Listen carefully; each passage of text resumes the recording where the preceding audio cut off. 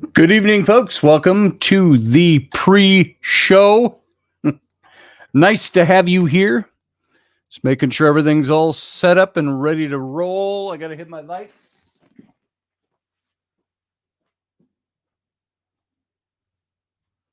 Shebang. And I got to get the lights over here.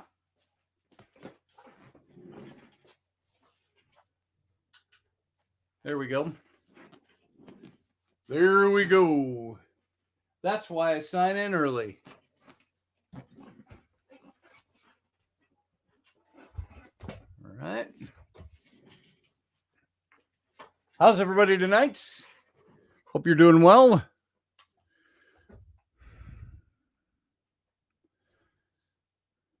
time we got? We got 1 minute left. Just lining things up here. You'd think it would stay the same, but it doesn't. All right. Boom, boom, ba-doom. Ready to go.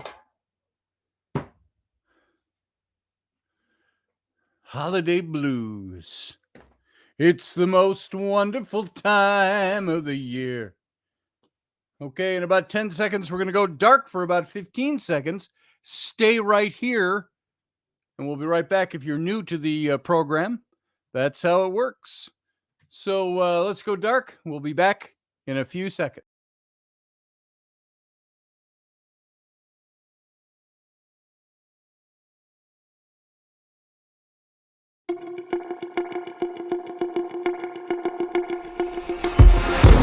The Intrepid radio program with Scotty Roberts.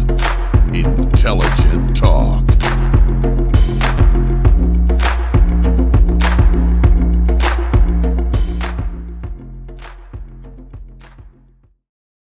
Happy Monday evening, folks. Welcome to the program. I am Scotty Roberts. This is my show, the Intrepid radio program, such as it is, and I welcome you to it. And you can listen to this show over on where we broadcast live, Odyssey Radio, and that's Subspace Odyssey Radio, and that is ODYSY radio.com. And you can listen to us in audio format. Of course, it's only audio because it is just a radio station. And now, of course, you can join us in a simulcast right here on our YouTube channel. That's youtube.com/Scotty Roberts, where you can see this show in its live video simulcast every day. There we go. Now we're lined up. So how is everybody? Hope you're doing well. How's the holidays treating you so far? I know holidays in that we are in between Thanksgiving and Christmas, and we have New Year's coming up. Same thing every year, same thing we all have, we all go through, we all endure, we all enjoy, we all hate, whatever your category might be. How's it going for you so far? We've got a week left before Christmas Day. Christmas Day is a week from today. And Christmas Eve, of course, a week from last night. And we all deal with things in different ways. And we all have different reasons and different categories for how we deal with the holidays. And there are many different reasons for why the holidays affect us in one way or the other. I have always loved the holidays. I've always loved getting together with family, with people. When we did not have a lot of family around, we would open our door and say, anybody who needs a place to go. We can't fit a lot of you, but if a few of you need a place to go, like Thanksgiving dinner, we would always have like a, what would you call it? Like a wanderer's Thanksgiving dinner. It was open to people. Uncle Dave came an awful lot. Reuben came a lot. And we had, well, a few times.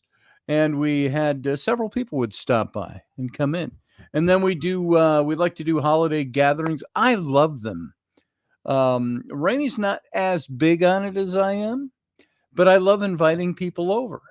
I love having people around. I love doing the holidays, especially. If you look at Scotch and Cookies, that little get together I would put on every Thursday night before I even knew Rainey.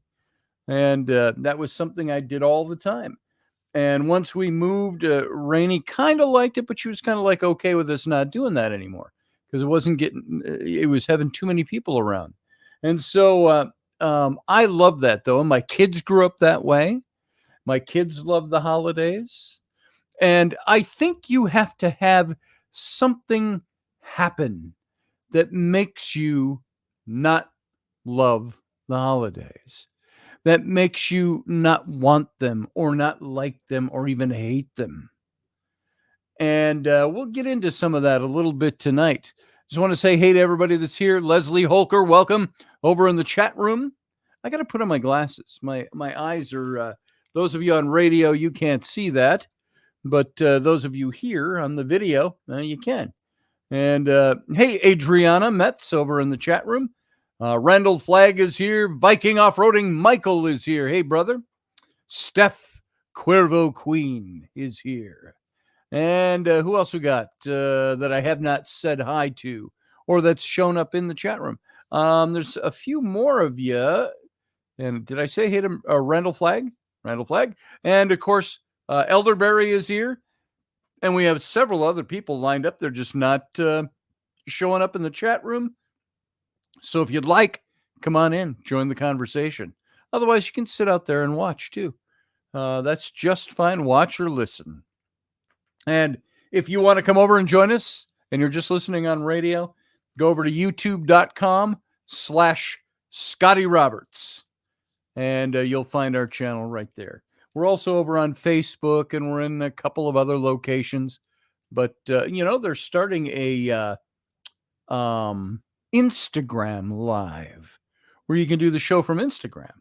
We might just hook that up and get it going over on Instagram as well, because I promote the show every day over on Instagram. So there it is. There's that. How about that? I hope you're all having a good day, and I hope you all have some neat holiday plans coming up. I know I'm a little bit excited in that it has been a warm season so far. I know there are dangers of a warm winter, of not having enough snow, because especially up here in the Great White North, you have to have enough snow so that you're not drought bound in the summer of next year. And so there has to be so much snow so the roots of all the trees and the plants and the grass and all of that get enough moisture over the winter, and as everything melts. I think you'd have to have downright monsoon rains to avoid that after the winter if you have a mild winter. Yeah, you have to have snow to make it feel like Christmas in Minnesota. I was just watching, now this is generational, but last night the kids, they wanted to watch something Christmassy. And I don't like Christmas movies, I got to tell you, because every Christmas movie I watch is usually something like a Hallmark Channel movie or Life TV movie or something like that. And they're just all the same and formulaic. I've only seen a few. I actually like Love Actually, which came out, God, is that 15 to 20 years ago now? Star-studded cast in it, and that's actually a good movie. My daughters like that. My older daughters, and we like to watch it. But last night, I suggested, let's watch or the kids want to watch a Christmas movie. So I'm searching. They're wrapping Christmas presents. And I said, oh, here's a classic. Let's watch White Christmas. Bing Crosby, Danny Kaye, and Rosemary Clooney was in that. And I can't remember who else off the top of my head. Great movie. Great classic. And Rowan was like, I don't watch it. It's an old movie. I said, it's good. Well, she got up and left the room. Go do something else in a different room. I'll go wrap my presents in my room. I'm like, come on. So we only played about the first 10 minutes of that. But did you know that's where White Christmas came from? That it was in the first 10 minutes of that movie. And it was a war front. It was 1944. And a couple of there was an officer and a Private. Private was Danny Kaye. The captain was Bing Crosby. They were putting on a Christmas show for the guys. And you see the bombs going off. You hear them in the distance. And it's all that old movie making. So it looks like you're looking at a theatrical stage with all that on a set as opposed to them trying to make it look real at all. And so that's where Bing Crosby sings, I'm dreaming of a white Christmas, just like the ones I used to know. And Leslie was saying, it's not Christmas up here unless you have winter, unless you have snow. And I can agree to some extent with you, Leslie. You got to have some snow. I'm okay. I would allow snow Christmas Day through New Year's. If I don't have to go out and mess with it and scrape my car off and all of that stuff, because our garage is full of stuff, so we don't park in the garage, then I could allow it. I could see it happening. But right now, we had a cold day today in the upper 20s, which is cold, but it's going to be climbing all week toward Christmas. And we're going to be tomorrow up into the mid 30s, the upper 30s, and then into the 40s. And they're saying almost 50 degrees on Sunday, Christmas Eve. For up here, that would set a record. If we went above 45 degrees, I think it is, we would set a record for Christmas Eve up here. And of course, at those temps, you don't have snow. So cold, bah humbug, says Elderberry. Yeah, I don't care. I don't care about the cold and ice that much, but I kind of like the older I get, I like it a little drier and a little less snowy. Although snow is pretty. There you go. I'm just going to leave it there. But for some people, even the weather can be something that makes or breaks Christmas for them. Some people are so invested in wanting to have the snow that when it's not there, it bothers them about the holiday. It doesn't feel right. And when things don't feel right, we usually appropriate something not being right. And we'll have to sing the Heat Miser song. I don't think I even know the Heat Miser song, Sarah Yusuf says over in the chat room. So let's look at this now. Let's start kind of going into it. I got a lot of stuff, believe it or not, on this. And we could do a lot of information on this. But let's just start out by talking about it. I've got, first of all, what are the holiday blues? Can anybody define that? Do you know what it is? We hear it all the time. What does it mean? I don't get a lot of holiday blues because I am generally a fairly positive person. I have things that have gotten me a little more negative, a little more jaded, a little more cynical as I'm growing older. But I still try to combat all of those things with having a good, positive outlook and going for fun. It's got to be fun. If it's not fun, I'm not doing it. I'm going to do something else. So you make your fun. You make things work. And so if you go over to look at some mental health websites and health and wellness and things, what are the holiday blues? The holidays, especially when it comes to managing your mental health, they're generally and typically portrayed as these joyous times. They're full of celebration, full of laughter, connecting with loved ones. But there's not everyone out there experiences the holidays that way. Obviously, maybe you're one of them. Countless individuals in the U.S. and abroad experience the holiday blues, which can make the season a very challenging time of year. And I know even in watching the first few minutes of White Christmas last night, as Bing Crosby is singing White Christmas, you got all the soldiers, all the GIs in their gear because, the bombing's a mile away and they're all hanging their heads low. It was very melodramatic for the old movies, but they were very sad. And they showed that they were sad because of the holidays, because of where they were, who they were missing. So what are the blues? They're defined as these temporary feelings of anxiety, depression, sadness, loneliness, and other negative emotions. And there's many individuals with already diagnosed mental illnesses that are affected much deeper by the holiday blues as their normal symptoms worsen at this time of year. But even those without regularly occurring mental health challenges can experience the blues. And what are some of the signs and the symptoms? And we're going to get into some of these in a little bit of detail. Holiday blues can affect anyone. It can affect me, Leslie, Steph, Professor Bauer, Sarah, anybody. And those with a mental, and those of you who aren't in the chat room, those are people in the chat room.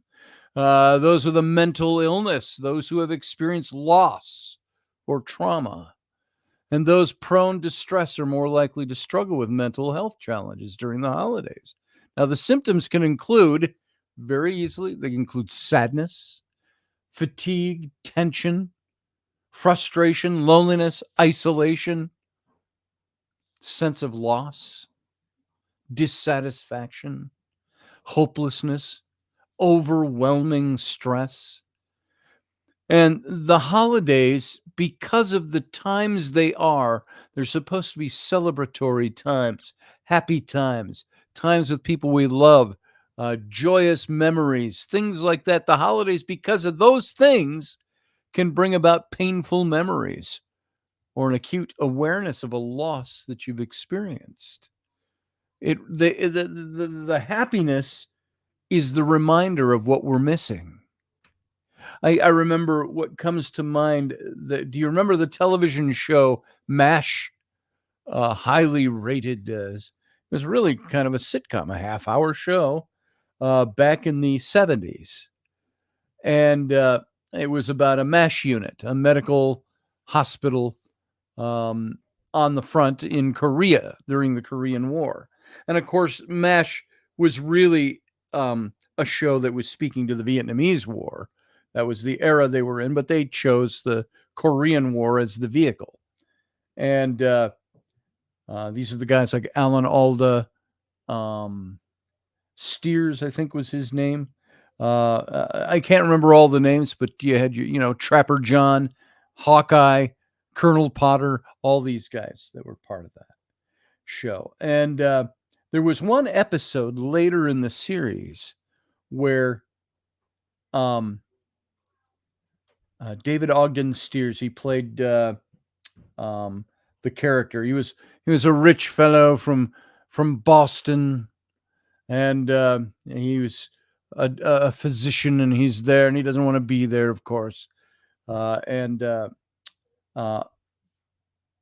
I can't remember. And Winchester, that's it, Sarah. Yep, Winchester was his name. Charles Emerson Winchester III. There it came. Charles Emerson Winchester III. And there was a scene where there were a bunch of Koreans, and they didn't speak good language, and he was trying to teach them music and teach them the beauty of some pieces that he had on 78s LPs that he was playing on his phonograph. And they were a little band, and he was trying to teach them how to use their instruments to play these classical pieces. And all through the episode, it's all the comedic stuff that goes on and all the frustration. And then where he finally gets them to a place where they have this kind of Hooterville band sounding thing that cracks off this classical tune. And he's very satisfied with it, but given up. And you remember this episode, a couple of you, Adriana and Randall. And then what happens in that episode? All those Koreans are shipped out. They take a truck. They're taking them, I think, back home or something, to their home village, and the truck is hit by a mortar shell, and they're all killed. And it shows Charles. He's in the swamp in his tent, and he's all alone, and he's quiet, and he takes this record album, and he puts it on, and it starts playing that classical piece.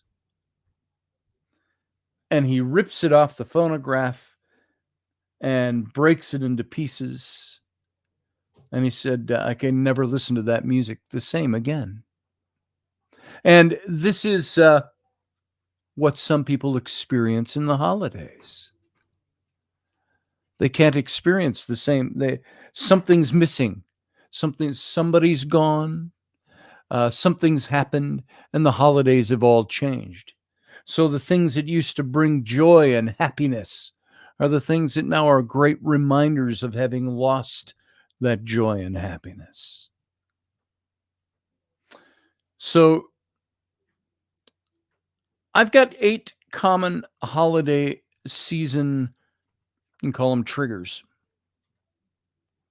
I want you to try these methods for coping with holiday sadness.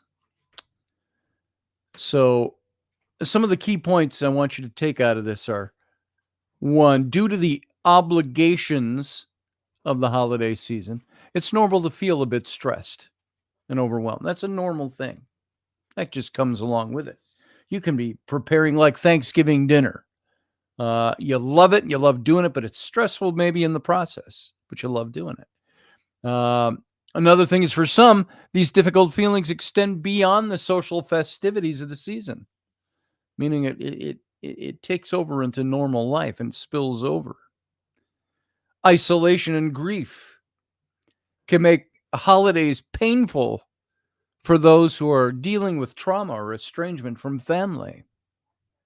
And validating yourself, taking time for your own self-care are essential during this time. Now, I got to tell you, I'll be very honest with you. I'm sitting here and I'm reading my notes and I'm talking about this stuff. And right under the surface, there's something, I don't know what it is, because I'm not looking to isolate it. I'm not looking to find out what it is. Right under the surface, I've got my eyes are watering while I'm talking, not for any particular reason other than we all have stuff. And I've just hammered that point home to myself, that we all have stuff that brings up a certain feel about the holidays that have changed them for us. We all have stories like this one. I think of my grandfather, who had moved on to the Honduras and so on, and my aunt, my mom's sister, his daughter, and they both died the same year, 1995. He was 78 and she was 40. Well, let's see. In 30 in 95, I was 35, so um she was 11 years older than I am. Now, if I was 35, she wasn't even 50 years old yet. Died suddenly. So they were gone. And when that was gone, when those two were gone, things started to fall apart a little bit. Mom moved away to Arizona. My brother estranged from the family. Um, I don't know why. He's just kind of an ass. And I don't know why. Things like that. And you look at it and you go, well, we got us. And had my daughters and my older daughters, now this family. And you try to keep things strung together. Do you ever feel like sometimes, those art and craft projects you had to make in school when you were a kid, and you had to have string or yarn or twine, and you'd take paper and you'd punch holes in paper and try to string together stars or angels or whatever it was you were working on. And sometimes the string was too big, it would rip the hole out, and or things get all tangled and never quite work right. That's the way it feels sometimes at holiday. You're trying to string things together and keep them held together as best you can, and the stars keep ripping off, or the string gets tangled, or whatever it might be. Jason said Coven did an interesting number on the holidays for me and my family. Yeah, I think for a lot of families. So, not to diminish what you just said, Jason. I mean, I think a lot of people went through the same thing. Popcorn balls. Yeah, we used to make those too. So, there's all kinds of stories out there. I've got a little story here. It's a hypothetical story, fiction. Nora sat by the window watching the snow accumulate on the tops of cars and neighborhood rooftops. December was always a difficult month for her, ever since the passing of her sister 3 years ago. Without anyone to hold the family together, she had lost contact with the rest of her siblings, even though she longed to be part of their lives. She still fell back into that childhood mindset during the holidays. She became that little girl on Christmas morning, waiting to see if Daddy would come home from yet another rampage, experiencing the same feelings of sadness and loss, as well as guilt for feeling this way so many years later, especially when so many seem to have it worse.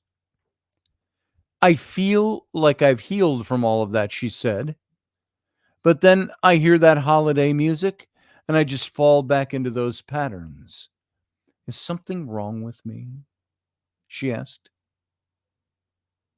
So, due to the stress and obligations of the holiday season, it's normal to feel a bit stressed or even overwhelmed during this time of year. Probably a lot of you are feeling it. I feel it. And I'm not a stress puppy. I feel it because, you try to bring in enough money to make Christmas work the way you want it to, because you want to get gifts and stuff like that. And then you realize I waited too long. Not enough money's coming in to do the things I wanted to do. You get stressed by that. You don't have to, but you do. I get stressed by that. I get stressed because there were certain things I wanted to do this week, and we ended up spending so much money at the cheerleading thing that I didn't even want to go to. Frankly, we did it for our daughter. You end up spending way too much money at those things. And you don't realize it till you get home and you add it all up and you go, we just went to this thing. It cost us, we had almost $200 a day just traveling into the city to take our daughter to the U of M, University of Minnesota, and help her have a good time there and watch her cheer competition. From the admission at the gate to the parking to the gas to the extraordinarily, exorbitantly expensive snacks. I know we talked about this and I posted about it, but Rainey and I got a bowl of nachos. Now, they were pretty good. They had veggies on them and stuff. It was pretty well done. But a bowl of nachos and 2 sodas cost us $40. Then I said, we're not buying any more food today. Well, then Ellery wanted a hot dog and a soda, even though we were going to go get some lunch afterwards or early dinner. And so we got her that $7 for a hot dog, $8.50 for a soda that wasn't much bigger than a can of pop poured into a cup. I'm surprised they gave you a cup. It costs money to get cups. So all of that, you add that all up, and then you go, wait a minute, that's my Christmas money. That's stuff I was going to do this week because I can't say it on the air. There's something I wanted to do for Rainey for Christmas that now I got to put that off for a little bit, because not only that, then your regular stuff comes in. Bills come in. Oh, we got to pay that. Oh, we got one of the kids. We got to get their phone paid before their phone goes off. Or we got to do this, or we got to do that, or we got to do that. And all of a sudden you realize the money you had, you have a fraction left and you can't do what you wanted to do. And you get mad, you get pissed off, you get frustrated by that. How many of you go through stuff like that? Finances, expectations. Those are the things that really get to us. But there's that excitement and the good feelings about this time of year that evoke a feeling of happiness, which is able to overshadow many of the stressors that accompany social obligations. But for some people, the holiday season can be painful, especially for those who are coping with grief over the loss of a loved one, or family estrangement, or feeling alone. This Nora story I told you had a supportive partner and a solid group of friends, but still found the holiday season very difficult. I remember the first time, it was pop culture again. Another chalk one up for pop culture. First time I really became aware of and thinking in my conscious mind that there are people out there that actually don't enjoy the holidays. It was an episode of, do you remember Hill Street Blues, the cop show? One of the cops, I can't remember any of the names of any of the characters. I think he wore a little stocking cap and he looked rough because he played kind of a, not really undercover as far as I know, but blending in type of a character. But they dealt with the holiday stress a little bit in that show. I don't remember any facts about the show other than he went home at the end of the show from his shift and he throws a TV dinner in the oven back when they made them in tin foil with the little sections and you put it in the oven. And he took that out and he sat at a TV tray in his dingy little apartment watching TV on Christmas Day, eating a TV dinner with nobody there. And the point was to get that point across to the viewers. And and this was one of the main characters. And I think that's what was supposed to make it a little shocking, was that people would understand that there are people, even the people you look at that might be heroes or the people that are around you would think the least amount of, you do the least amount of concern about them being unhappy during these times or depressed. And that show displayed that. And that's when it hit me. And I know that's what it was because that's what comes to my mind. And that's not even an active memory. It just pops into my head as I'm talking about this. So here are some of the most common ways that the holiday season can feel triggering for some people. And triggering has become kind of a weird woke word.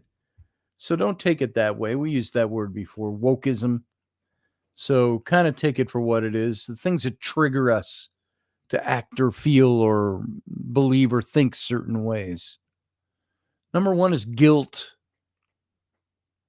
Holiday guilt. It's very real. It's very powerful. And due to the many pressures of the holidays, combined with today's minute-to-minute recap of everyone else's holiday gatherings, on social media especially, we're inundated with how much better everyone else seems to be having it. And this can lead to feelings of guilt over not being able to get off work to spend with your kid, or not being able to afford the gifts they wanted, not being able to decorate your house the way you wanted it decorated. I've said that for years. I said, one of these years, we're going to do something kind of spectacular and fun. Not over the top, not like a carnival in our front yard, but I want to do some fun stuff, some fun decorations. And Rainey's the master of that, at doing the little things that look. We've got this huge expanse of a front yard, and we got one decoration out there. I mentioned this once before. It's an inflatable Grinch, and he's hooked up to the little weatherproof cords and all that, and the little fan that runs and keeps him inflated. And he's got a little light inside. So there's the Grinch, stands about 4 feet tall out in the front yard with nothing else around him. Our front yard's kind of flat and bare until you get to the edges where we have all the trees and the shrubbery and the bushes and the gardens and stuff like that. But the big flat front yard just has the Grinch right out in the middle.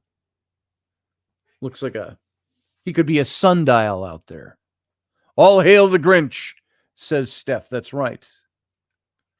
And Claudette said she didn't decorate this year. And Rainey put up a string of lights over the front of the house, but then the garage has the peak and we don't have a big extension ladder, so she didn't do that. But then she lit up candy canes that stand about 3 feet tall all along the front and stuff like that. So we did some decorating. It's nothing to shake a stick at, but it's fun. And the kids love it. So we have all these things that we feel guilty about. Guilt at not being able to do things the way we want.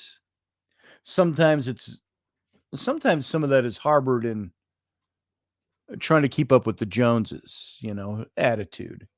Oh, I got to have a better yard. Everybody else got this great yard. Oh, I don't. And I never decorate for that reason, but you do decorate for other people. Yeah, it's for you, but you're showing off to the neighborhood. You want the neighbors to see your yard. And it isn't like, so I can get accolades. It's so that you can make your neighborhood a little more joyful. I think that's kind of fun. I've talked about doing that for Halloween, where I want to do something spectacular. I haven't done it yet. One of these years. Hopefully before I get too old to do it. So guilt is one of the things that really drives our dissatisfaction or triggers our angst about the holidays. It's very real and it's very powerful. 2, our obligations. You have any obligations this holiday season? We're not all Christian. Not everybody in this chat room or listening to my voice celebrates Christmas. But what I found is that everybody seems to celebrate the holiday season in one form or another. My grandfather, who was Jewish, always loved Christmas. Always Christmas.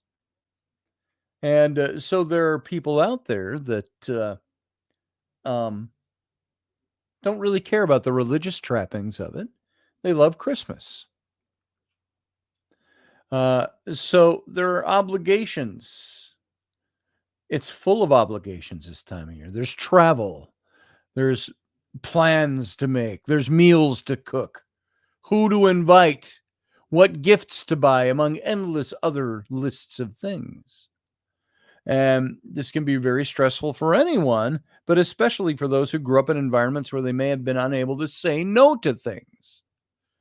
And if you never learned how to advocate for yourself, it's normal to struggle to figure out how to decline social invitations or how to ask for help cooking the holiday meal if it's something you always did for yourself. So, I think there's lots of things that happen out there. I used to get invited to lots of holiday parties. Now, Rainey and I don't get so much of that anymore because we live out of the circle of our friends. And it's gone for 15 years where we're out of that circle by many miles, out in the country here in Wisconsin, rather than in the hubbub of the cities of Minneapolis, St. Paul. And so we just kind of fell out of normally being invited to those things. And I have a thing where I'm like, I don't want to, damn it, just go over to her mom's house, which is fine. Everybody there loves us, loves our family. It's not about that. It's about having personal expectations of things. I look at the expectations I have for. I said, there's going to be a day where I want our house to be the house that everybody comes to. I don't want to go traveling somewhere on the holiday. I especially don't want to go traveling to more than one place on the holidays. I've had relatives who've had to do this. I have friends who do it all the time. Yeah, we got to go over. Maybe we'll stop at your place if we get a chance, but we got to go to her mom's, and then my uncle's doing this, and grandfather. They make 2 and 3 stops on the holidays. You spend an hour at each place. Now, maybe that's a cool thing to do, and you like that. Maybe that's your thing, and that's what makes holidays work for you. I don't. I like being at home. I have a picture in my mind of what kind of house I need to have. So the way it's supposed to look for Christmas and the holidays. I have a certain scent in my memory of what Christmas is like. It's cinnamony and apples. Not like, I suppose it's my version of pumpkin spice at Halloween or Thanksgiving. I like the cinnamony and apple thing. Just that hint of it on the air. Apple cider type of thing. That denotes Christmas. Birch logs in the fireplace. Sarah, I miss Uncle Dave too. He was a lot of fun during the holidays. That's one thing that went through my mind earlier as I was talking a little bit earlier. We always had that kind of vagabond's Thanksgiving. And Dave didn't make it every year, but he was always a cornerstone of that. And this year, even Rainey said to me, she said, I miss Uncle Dave. And that's the way it was around here because he was always here. And so this is the first year he's not. So loneliness is actually the third one. The holiday season can feel especially lonely for people, especially those without family, living in shelters or on the streets. Could you imagine being homeless, especially during the holidays and having kids? People who are away in hospitals. And I know of many people. How many people have you heard of every year? Somebody's grandpa dies on Christmas Eve or Christmas Day or Thanksgiving or in between those holidays. And it's like, wow. And sometimes people are just away from home. Military, hospital, illness, traveling. My mom just said to me she moved down to Yuma, Arizona back when Rainey and I were first married. So in 2006, she went down to Arizona because she had a very good friend of hers. Been a friend of hers, a girlfriend of hers, from the time I was a little kid. They were the neighbors across the backyard. And she and my mom became fast friends. They were friends up until her friend died 2 years ago, about 2 years ago. She had cancer. But she was very successful. She had moved to Yuma. They kept in constant touch. My mom always went down to visit.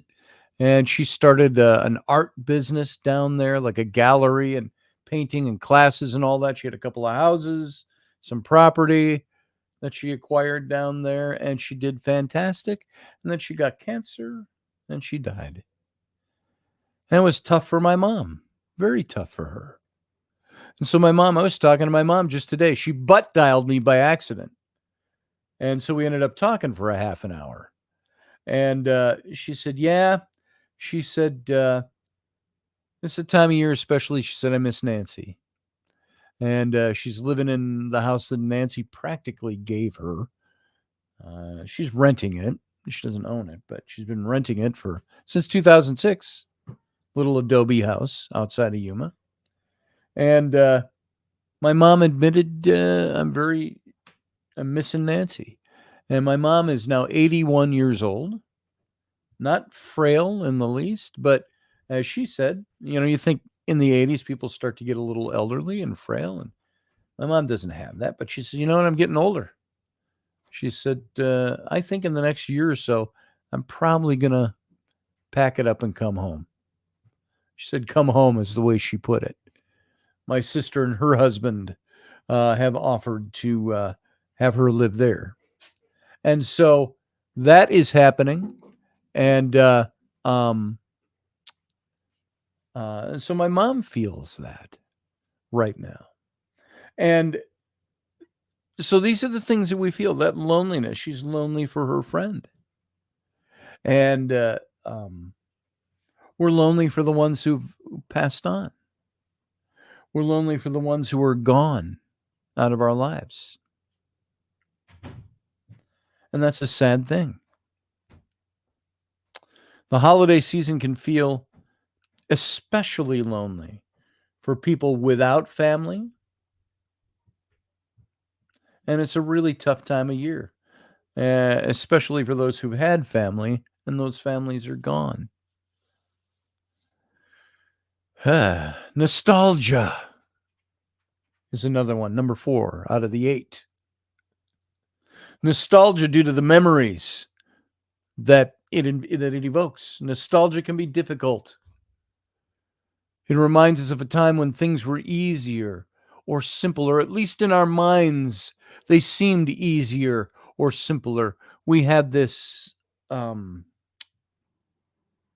the word, idyllic picture in our heads of what Christmases were like when we were younger, when we were kids, or when we were young adults, or when things were different. And it's always perfect in our memories, unless you've got bad memories that you're going back to. Maybe before mom got sick, or before dad left, when the family seemed happy, before somebody died and left a gaping hole at the Thanksgiving table or the Christmas table or around the Christmas tree. It's a painful reminder of what we did not get to experience. Nostalgia, which is especially true for those who grew up in dysfunctional or chaotic households. So not only is nostalgia good for the good memories, it's bad for the bad memories, the things we didn't have, the things that we're missing. And we work to have those things in our lives. I had said, just by way of example, and I cast no aspersions on my dad or my mom or my family or anything. But I always had this feeling of, I grew up without having a dad or even knowing who he was. I didn't even know my dad. Met him once when I was 16. We didn't really strike a relationship until I was 30. And, but I had said when my first kids came along, my twin daughters, which was 1992, January of 92, I vowed that I would never be an absentee father, because that was something I experienced and I didn't want to pass it on. That's the kind of thing that nostalgia does to us. Either longing for the thing that was really good or wishing we could create the thing that never happened for us when we were younger. Another factor that triggers all of this is the sense of passing time. I get it all the time. The older I get, and passing time. It's going faster and faster. One cliche I've started to really hate. Well, you're only as old as you feel. No, that's not true, technically. I spock it at that point. Well, that's highly illogical, because no matter if I feel like I'm 26, I am still 63. So I'm not as old as I feel. I'm as old as I biologically am. So, and the things that come along with it. Now I get a good attitude. I get what that's all about. I understand that side of that explanation. But with the passing of time comes the realization that I have fewer years left ahead of me than I have stacked up behind me. Unless I live to be 127, that's the position I'm in. Fewer left ahead than are behind. And with the end of the year approaching at the holidays, we're all faced with this. Well, some are faced with a difficulty that comes with aging. A new year seems to be upon us faster than we thought, and reminding us that time is precious and that life is short. Life is short, by the way. I was just 20 not long ago. That's one of my favorite lines with kids when they go, well, how old are you? Oh, I'm 8. And I go, I was 8 once. And they laugh like, no. It's true. I was 5 once, I told a little boy the other day. It's your birthday? How old? 5? I was 5 once. Really? Yeah, I swear. And, but it goes faster and faster. And what I'm reminded of is those, and I'm living in a weird juxtaposed world right now because I've changed a bit over the last 20 years. I'm more angsty about things than I used to be. I can be more crotchety. Maybe I'm becoming an old man. I'm dirtier than I used to be. Maybe I'm becoming a dirty old man. Things happen with age. Um, I can see it coming. I can feel it at times. I go, that's the inklings of growing crotchety because I'm getting older. It's another day. This Gaelic Storm said, "Here's to one more day above the roses." And I love life. I love living. I've grown a little bitter about things, mildly bitter. I keep it down. I try not to express it. You can probably all feel it in some of the topics I talk about on this show. And the things that set me off are the things that I've grown really weary of. My mom said to me today, we were talking politics a little bit. She said, "How can people in this country keep doing what they're doing? Do they not get it?" She says, "Do they not see it?" And she said, "You know what?" And she went off for about 10 minutes. And then she said, "But you know what?" She said, "I don't care anymore. Just moving on from it." She says, "I'm old now." I said, "Mom, what are you going to do? When you come up here and you finally shut down your business, her karaoke business, which she's had for 31 years, she told me today, she reminded me. So when you shut that down, what are you going to do? What are you going to do with your time?" And she said, "Sit on the couch and watch TV." I said, "Really? That's what you want to do?" She said, "For now." She said, "Scotty, I'm 81. She says, "Things don't work the way they used to, and it hurts a little more, but I'm doing fine." She said, "I'm in great shape." But she says, "I just don't, she said, can't do the things I used to do." Charlie Brown Christmas is Rudolph, and all the Christmas I need, said Professor Bauer. So we got about 4 minutes left with the radio audience. Number 6 is social pressure. So it's similar to the obligations that are present during this time of year. Social festivities can be overwhelming or not enough. You don't get invited to those things anymore. For those who struggle with social gatherings, the pressures to attend social events or respond to invitations can be really stressful. And you can only do so much. Number 7 is feeling left out. We're constantly shown images of holiday gatherings, pictures on social media and the movies, and constantly depicting all of this togetherness. And for those who aren't fortunate enough to have all that, to have people to spend the holidays with, can feel sad or resentful at that picture. For those who have a history of feeling left out, such as those who were rejected from their family or being different, for example, the holidays can compound these difficult feelings. Number 8 is a sense of loss. And frankly, it's not the last one. I put 8, but there's 10. The sense of loss. It can be difficult to experience the holiday season without those who have passed before us. And how many of you are starting to accumulate a much longer list of those people? That's a normal reaction, though. It's okay to feel that. Financial stress and neglecting your health are the last two, 9 and 10. Pretty self-explanatory, but what can you do? First thing you can do is validate and acknowledge those feelings that you're having. That angst you're feeling, the anger, the depression. Acknowledge it. It's okay to feel what you feel.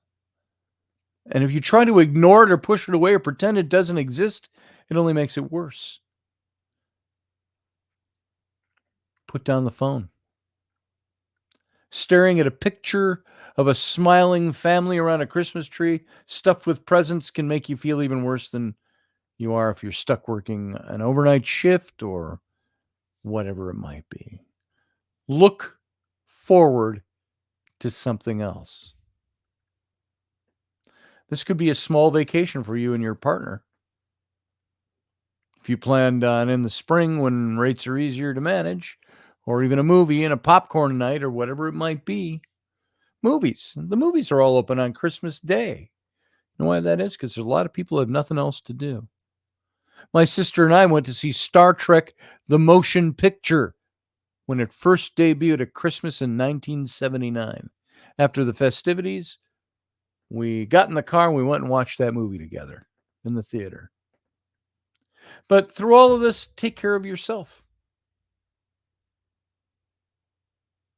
Eat right, drink right, blah, blah, blah, blah, blah, blah, all that stuff. Have rest. And don't forget, it's okay to have these feelings. Just acknowledge them. And tell yourself it's okay to feel this. Don't ignore it. Don't push it away. But then say, I can move on from this and I got other things I can do. Some people that's easy to do. Some people that's difficult. I get it. And we'll talk about this a little more in the Captain's Cabin afterwards. So to radio audience, we want to say goodnight. We want to thank you for being here. Come on over to the YouTube channel if you're not there now for the Captain's Cabin in just a few minutes. Live long and prosper. And Merry Christmas. Join us every weeknight at 9 p.m. Central Standard Time, 10 p.m. Eastern. The Intrepid radio program, a Scotty Roberts Productions broadcast.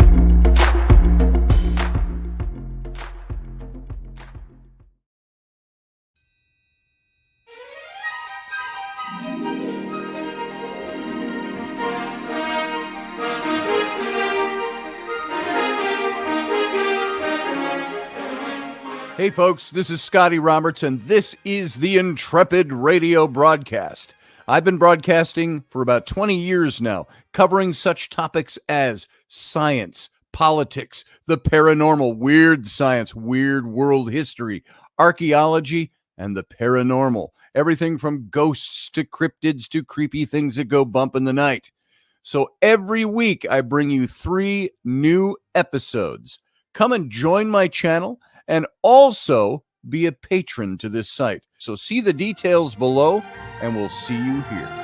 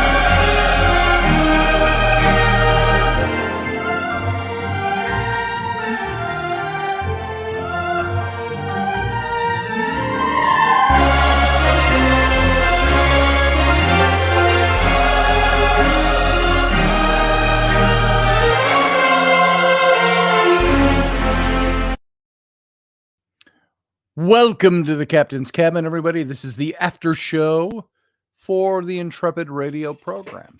Now, there is no time limit and there's no requirement, but we generally stick around for about an hour. And unless I feel like I got to leave early or nothing's going on, and sometimes we stay a little later if there's good conversation.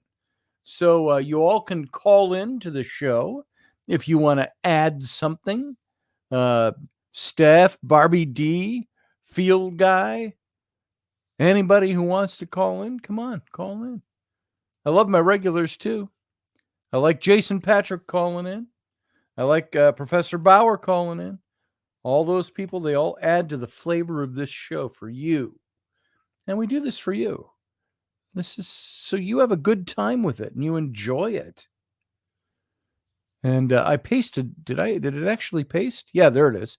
Pasted the link in the chat room if you need it. Willy Wonka is your sugar daddy, says Steph. There's that new Wonka movie out there. I have not seen it. I don't know if I think it's out. My kids wanted to watch it when they were asking for Christmas movies yesterday. And I said, I don't think it's even out yet. And so it's out there somewhere, but we couldn't find it and turn it on. So isn't it on one of the streaming media platforms? Something like that, probably. But it just came out like a couple of days ago, so I thought, oh, they're probably going to charge an arm and a leg for it. So yeah, I don't know. I told my kids, well, Dad, can we get that and download it and watch it? And I said, well, no, I'm not spending $29 on a movie to watch on TV. If I'm going to spend that money, we'll go to the theater and see it. So yeah. So how's your day? Oh, there you are. Good. Oh, hey, there's Mike. Hey, how you doing, bud? Well, I like that hat. I need me one of those. Go play golf in it. No, I have just a few minutes to jump on. Yeah, but I was asked to remind you about Robertson tomorrow. See if y'all have a show tomorrow. Yes, Robertson tomorrow, 4 p.m. Central, 5 p.m. Eastern. And whatever Christmas time you is. waving right? or 5 p.m. No, Eastern. yeah, 10 p.m. UK time. Yes. For our UK I listeners. about forgot about that. I got the new robe and I was like, yeah, I got to jump on. But here's what's cool about it. You talking about Christmas? Sometimes you got to treat yourself. I was on Amazon looking for a new robe and they said it was a Star Wars robe. And I thought, all right, you will buy the books. Oh, Scotty don't get it? Oh, the Jedi hood. It's your Jedi robe, huh? Oh, well. Yeah, Jedi robe. Yeah. You're breaking up just a little like bit, and this. some of your words are running together, and I'm not quite catching them. The This last is the- thing I heard was kick, Oh. kick, oh, Jedi. oh. So, Oh, whoa. Oh, well. I was going to say, this is the book you like a boxer being let out of the want to ring. buy. Get your, This is the book and you knock want. him out in the 10th round. That's weird. That's weird. The days are long past. Yeah. No, it didn't work. Not catching that. Yeah. I need to speed test. You talked. So. Oh, sorry, I'm trying not to talk over anybody. You're coming in broken. Here. Give us a call back when you get fixed up. Whoop. Hey, how did I do that? Call us back, Michael. You're all choppy and We and do I not can't have you understand 5x5. yeah. You were talking about stuff with Christmas and being alone. I think last year was the first year that I put up a Christmas tree since 2011. Wow. I have being divorced, being prior military, especially during the whole GWAT period, I've spent many a Christmas at this point away from family, and away from the normal traditions. Sure. We even modified holiday traditions to, you know, go see my kids or to meet with them at my parents. So, you know, it was never at my house. And there was never much of a reason to put anything up because it was all elsewhere. Yeah.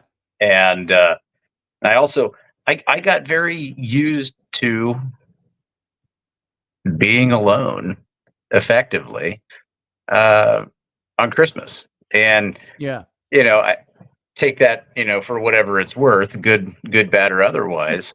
You know, but I kind of came to a realization at some point, you know, during my military career and then my post-military career that it's just a day, man. Yeah. And the really important part of it, truly, and for those out there who are, you know, more religiously devout than I am, you know, I apologize, and it's not a slight to say that, but Sure. it's just a day. What really matters about it is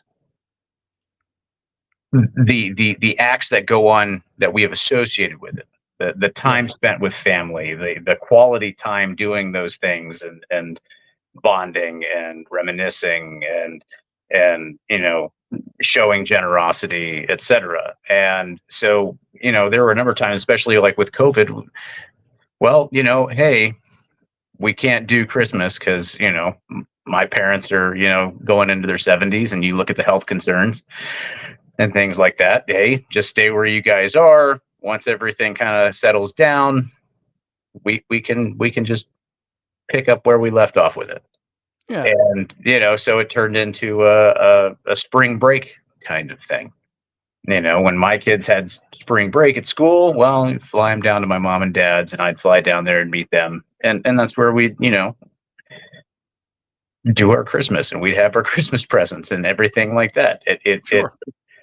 We attach so much to the time, to the season, you know, to the specific numerical point on, you know, on the calendar, and that I think it's easy to lose sight of what, you know, the really important things of that are. And as long as you celebrate those things, it doesn't matter if you do it on the 25th of December or if you have to do it, you know, on the 18th of March, you know, or whatever. As long as you do it and you do something to share that time, and that has my adaptability and my playing free and loose and easy with dates of holidays, and you know, not showing the reference that it's due,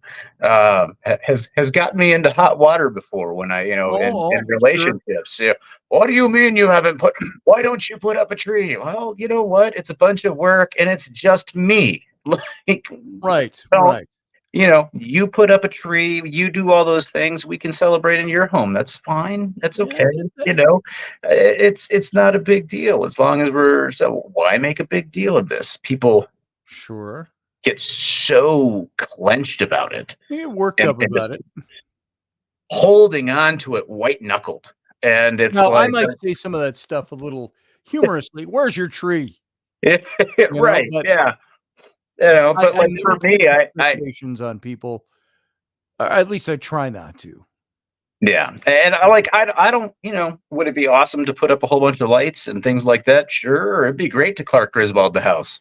Sure, you know, I would love to keep the entirety of Ward 3 of Grand Forks, North Dakota, awake until about 11:30 at night before I shut off the lights. That would be fantastic. I would love to be seen from space. But you know what? My neighbor does that already, and yeah. I feel no need to be competitive with him. It's like, there it is. Whatever.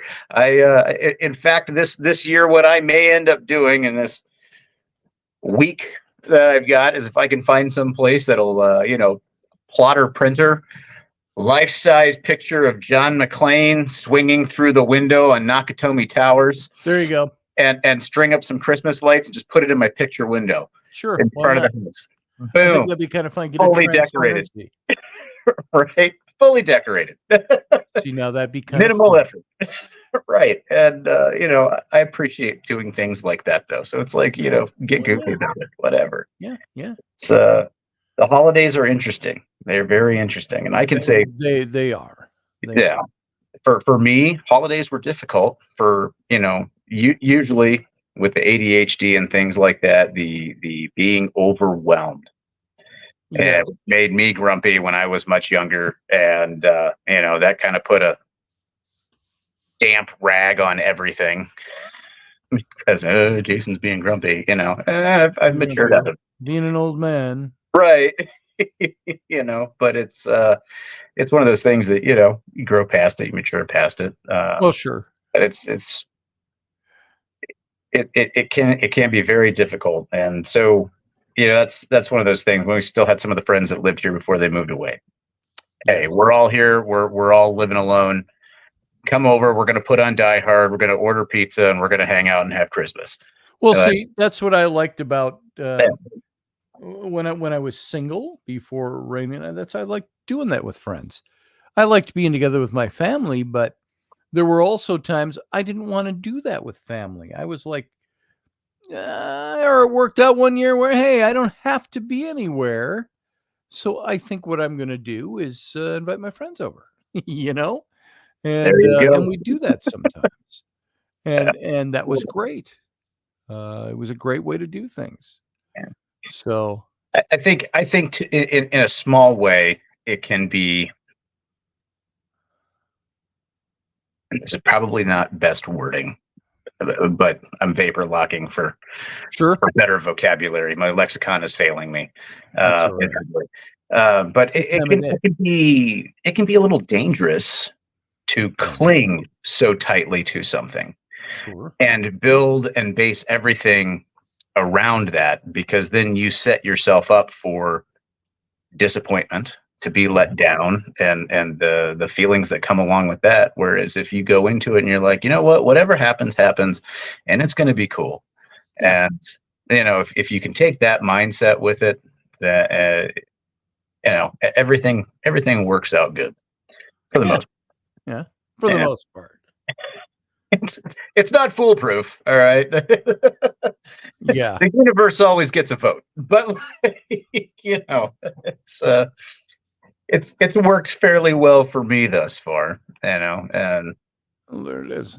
There it is. Let me see. I'm not sitting in the window. I got to see if Michael ever made it back in. Yeah, he was coming in really choppy. Let's see. Yeah, he was tough. Oh, he's here. Let's see what we got. Hey, Michael. All right. Is that better? Welcome Is back. that better? Am I festive you're... enough now for you? No, it's your entirely sound. too festive. Sound, not your lights. Oh, I was going to say, and I have my Christmas tree. No, there you go. That is a perfect tree. Go ahead and hang those bulbs on that tree and see what you get. That's what I'm going to do for Wicked Women Sunday. Yeah. Sunday, Wicked Women. We all want to dress up. You going to be there? You going to be there Sunday and dress up for Wicked Women, Scotty? On Sunday, dressed up? I haven't heard about this. Oh yeah. It's something they put out. I was just along for the ride on Wicked Women on Sunday. I may or may not be there because we got people coming over for Christmas Eve. Oh, so, you got more gray hair than I do. You make a perfect Santa Claus. Sure. I got the red nose too. Hey, I started to buy one at the dollar store yesterday, but it looked all plasticky and all fucked up, and I thought, no, I can't hardly get air through my nose. But nice.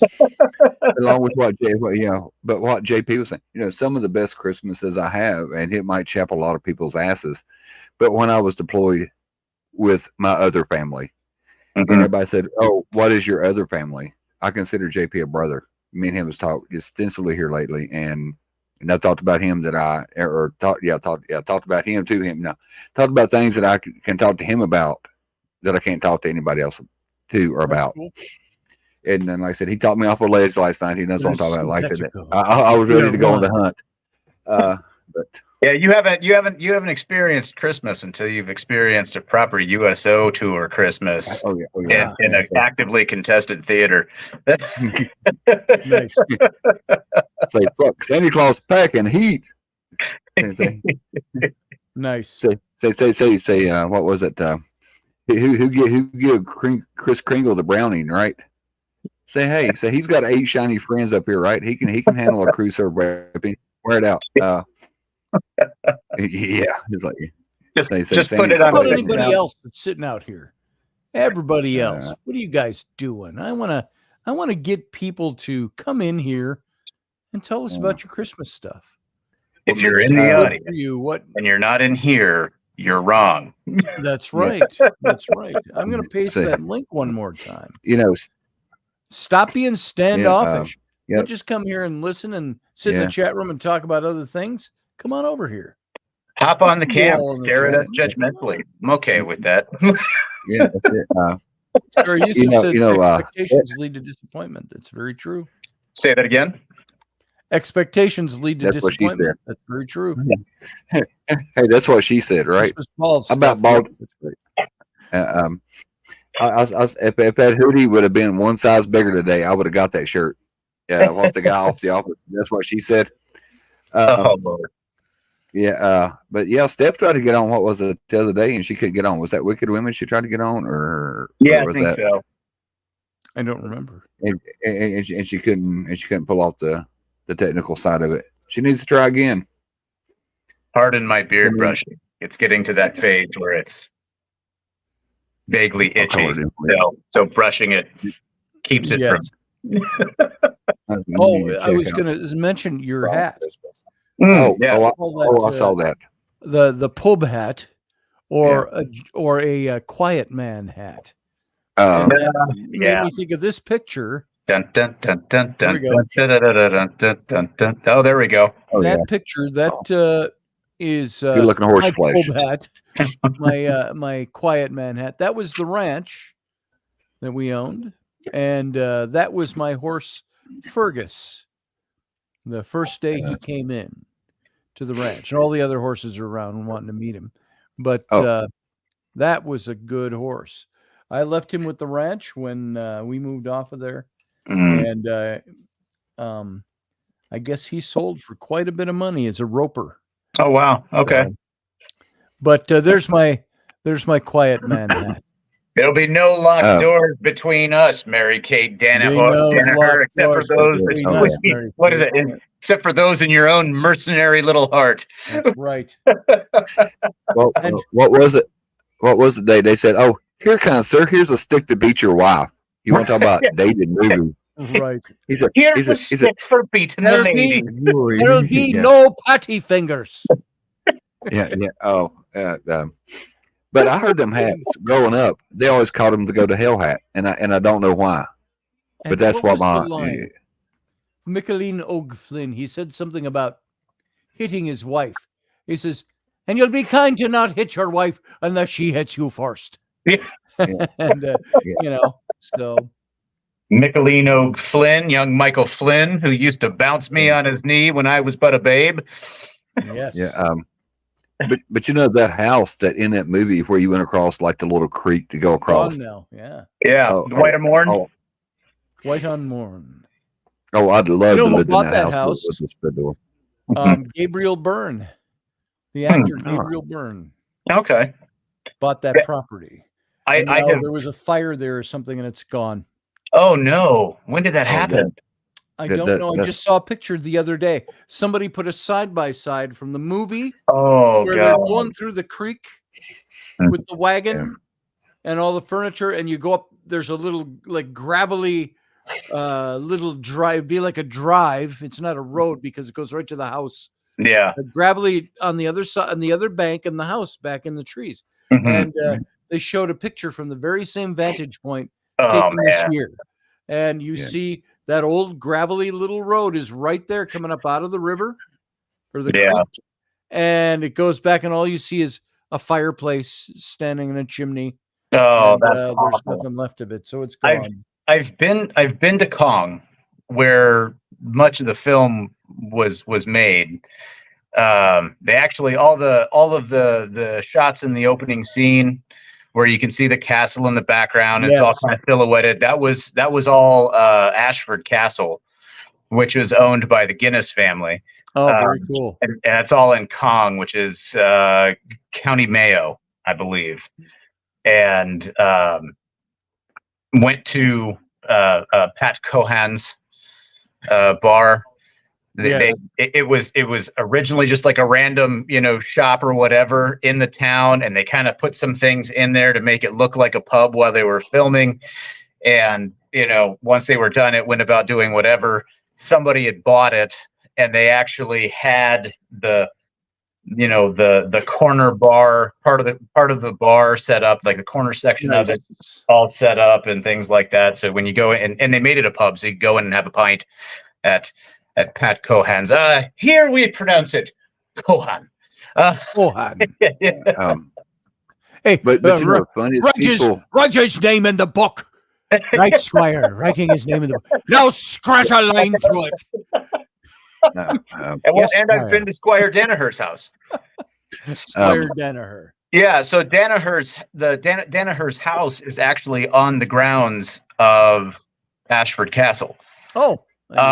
It's owned by a family now. Like, they don't do tours or anything like that, but they have some stained glass above the doorway that says Danaher. Danaher. And yeah, it's very quaint. It's very lovely location. The whole town of Kong was amazing. I loved it. I'm gonna have to go there. Yeah, definitely. But can you only imagine buying a historic house and having a bunch of drunk Americans showing up wanting to take a tour of your Danaher's house? Oh yeah. But the funniest people in that whole movie was the priest or the whatever. They're supposed to keep the peace, and they're betting on right. Yeah, sports betting. Yeah. He's over there taking a fish, and he's like, "Oh shit, they're fighting!" And it's like, well, and that was the thing, is the Reverend, I guess the Protestant, guy. He's the one who remembered who John Thornton was. Yeah. Right. Yeah. And he was like, Thornton. He says, I've got a picture. Thornton. Like, and that was. But yeah, he was supposed to be keeping the peace or whatever. And what was the lady that kept his house? She was funny too. He's like, "Oh, you'll be leaving us now," and she was like so nosy. But she looked after the Reverend's house. Because I watched that because Scotty's talking about that about a year ago now, probably. Yeah. And I thought, damn, I need to rewatch that. And the woman was trying to haul ass on the train. The guy was sitting there buying bread or some shit. He's like, "Oh, the train will leave when I say it leaves," And he's like, yes. And that's the only reason he called up with her, because these people was jerking off over there, just not wanting to do their job. And I'm thinking, that is a great movie. What a classic movie! Such a wonderful. But and John Wayne, one of the best lines without being one of the classic lines. It was, I love you, Mary Kate. I can't even do John Wayne right now. I love you, Mary Kate. Danaher. The way only John Wayne could say it. Right. And what was so great about this being a John Wayne movie, an atypical John Wayne movie. Yeah. Mm-hmm. He did play the tough guy in this. Yeah. It was different. It was a different kind of movie. And, definitely was. What was the other movie that him and her played in where she gets her dress stripped off and he has a whipper with the shovel? McClintock. Yeah, he's like, oh, yeah. There was one several years later that they were in together. Yeah, but she was really good in that with him too, and she had this snooty kind of air to her, and the farm boy showed up. And had amazing chemistry. They did on screen. I really loved him. But you want to talk about the red hair? Jesus Christ, that woman had some red, fiery Irish hair, and she was just. She was one of, in my estimation, one of the most beautiful women in the old movies. Yes. Oh, I'm going to hit you with a little trivia. You know the lady that was baking the biscuits? Where he comes to White on Morn, and she's been cleaning, and she's kind of hiding from him, and then the door opens, and the wind blows, and he grabs her by the hand and pulls her Yeah. back in, and that whole scene, and then kisses her. Yeah. And a great scene. Absolutely. All right, but you're talking about scenes. Do you know who the lady was that was the farmer boy in McClintock? The Mhm. lady who baked the biscuits. I'm trying to hint around without giving it away. Let's see. But remember, her dark-haired husband lady, had right? died. Yeah. Yeah, the dark haired lady. Mhm. What other series was she famous for playing on? I don't know. I don't even know who you're talking about. Lily Munster. Lily Munster played in McClintock as the boy's mother that took over the household duty for. What the heck was her name? Oh, she was in the Ten hey, Commandments Google. too. Who played Lily Munster? Google knows. She's in the credits as Lily Munster. Yeah. Yeah, but it got Computer. quiet. I can't hear it now. Who played Lily Munster? Sarah, you said shot on it. Carlo. Yvonne DiCarlo. Yeah. Yvonne DiCarlo. Yvonne DiCarlo. But you know, she was really a pretty woman, and they put so much She was a makeup on gorgeous her. woman. Mhm. You know, during the but you know, they don't make like this the Hollywood starlets like that no more. You know, and I tell people that, you know, I'm a huge fan of like Ziva, like we was talking about the other day. You know, I think she's a gorgeous, gorgeous woman. The lady that played Ziva David in NCIS. Mhm. But you know, the older ladies like that, they have nothing for like their. I'm not trying to sound too provocative, but you know, that they was just like Hollywood starlets. You know, you seen them. You know, they had a certain look, a certain air to them. They had a certain way they carried themselves. I tell you what, I think one of the last Hollywood starlets, if you will, that and until recently, there's been a couple who have, but Gina Davis.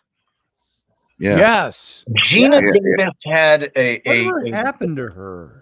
She kind of Oh, just no, you faded have to into Google that. obscurity. She actually made a guest. It Was was she a conservative or something and blacklisted? no. I think it was more for just personal reasons. Okay. But she actually in the I think it was HBO or AMC or somebody did the League of Their Own miniseries, the limited series. Yeah. She guest stars that's pretty in a cool. later episode. You know, but which was kind of neat. I had some issues with the series because it just seemed like such a huge departure from the fun of the movie. But you know that it was filmed well and the actors were all good. I would have preferred something that had more of the feel of the movie, but that's just me. I figured you'd be more of a Goldie Hawn guy. Who, me? Yeah. Nah, hair's feathered too much. I can't. Sally Fields, you know, I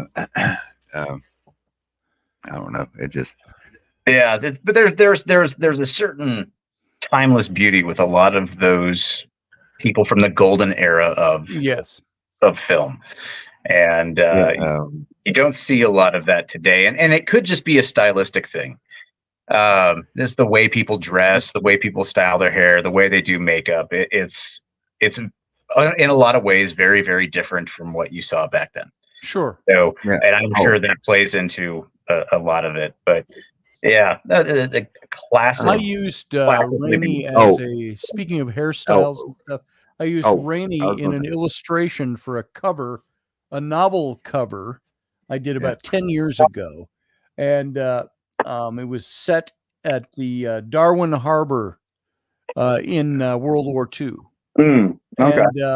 And but I had her as the woman character in the book, and I gave her the 40s style, the little flip, you know, and with the hair and the hairstyle and the makeup and stuff, and did that of her. Speaking of that, so I was going to say, me and Randall Flagg was thinking on the same page because you had Barbara Eaton and you had the Elizabeth Montgomery, very, very gorgeous one.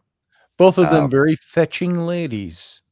Yeah, and like I said, but quick, I saw that pop up. I'm thinking, you know, Randall, because like I said, I could still watch episodes of Bewitched and I Dream of Jeannie and just be as memorized. Oh, there she is. There's Marino she here. was. Oh yeah, she was a whole lot younger then. Well, that's in the Quiet Man. Yeah. Yeah, that's what I'm saying. Because she's younger there than she was in McClintock. Oh yeah. Yeah. Well, yeah. McClintock came out in the Just a decade 70s? later, I think. Yeah. I might now. I'm gonna have to. Yeah, I want to pick y'all's two brains because, like I said, my head with the CTE and stuff. They said Maggie Smith or something too. I don't know who that is. Was Maggie Smith ever young? I don't know. And it's like I said, I've never. Now I'm gonna have to Google it. McGonagall in Harry Potter. If you folks don't recognize, I want to get the phone out here and Google it now, so I can actually see what she looks like. Now I'm curious. Kalina said it. You know who else was Lauren Bacall. Yeah. Yes. Now, yeah. Well, and even so, she was in The Shootist with John Wayne, which was his last film that he made.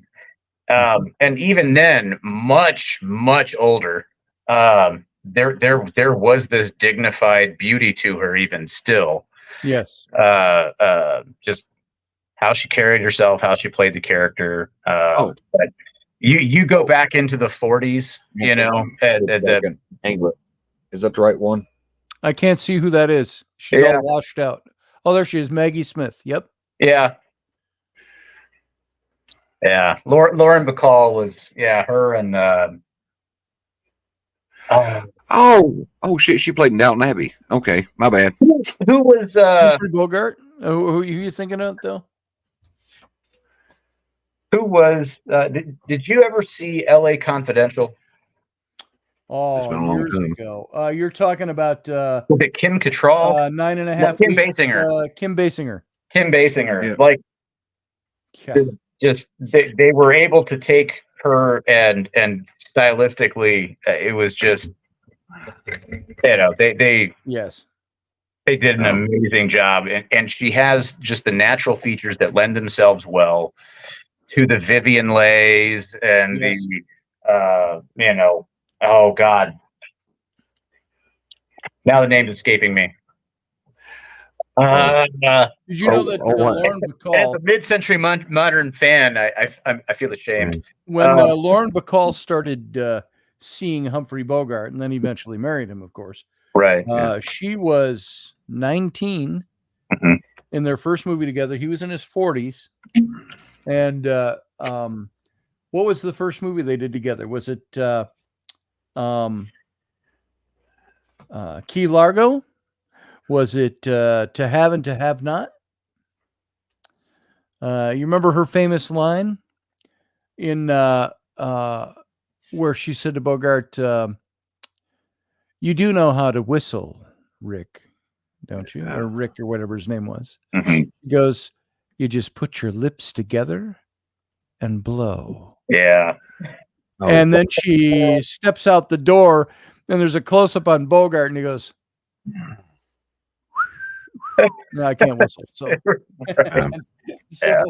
but you need to put up what Elderberry said. He said, "I miss the good old days when women was women, men was men, dads was men, and the moms was women." It's like Leave It to Beaver or all that. You had that nuclear type family, and but we're talking about heartthrobs, teenage heartthrobs. What was the one that got Reagan shot? The guy had the obsession with Jodie Foster. Jodie Foster. Jodie Foster. Yeah. That guy had an unhealthy fascination with her, and she had nothing to do with it. Of course, it was all the wacky dude. No, he was all in his head. He was like, "Oh, if I do this, she'll have to like me." But what was the lady? The woman, Julia Roberts, that played in Pretty Woman.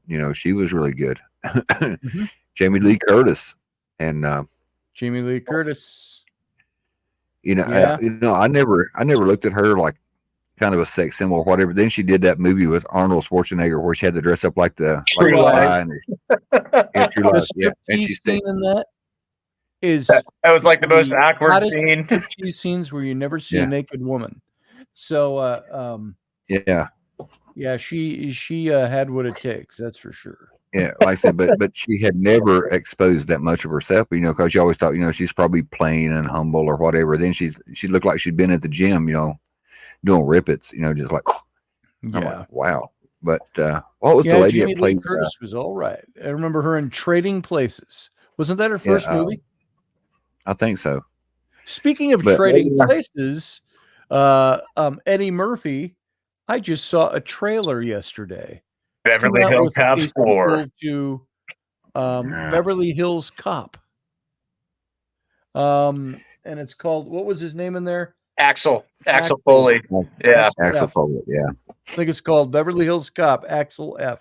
Yeah. And what's great is like, they got like a bunch All of the old people. actors back. Right. Judge Reinhold's in there. The guy who played the older partner, now I can't think of his name.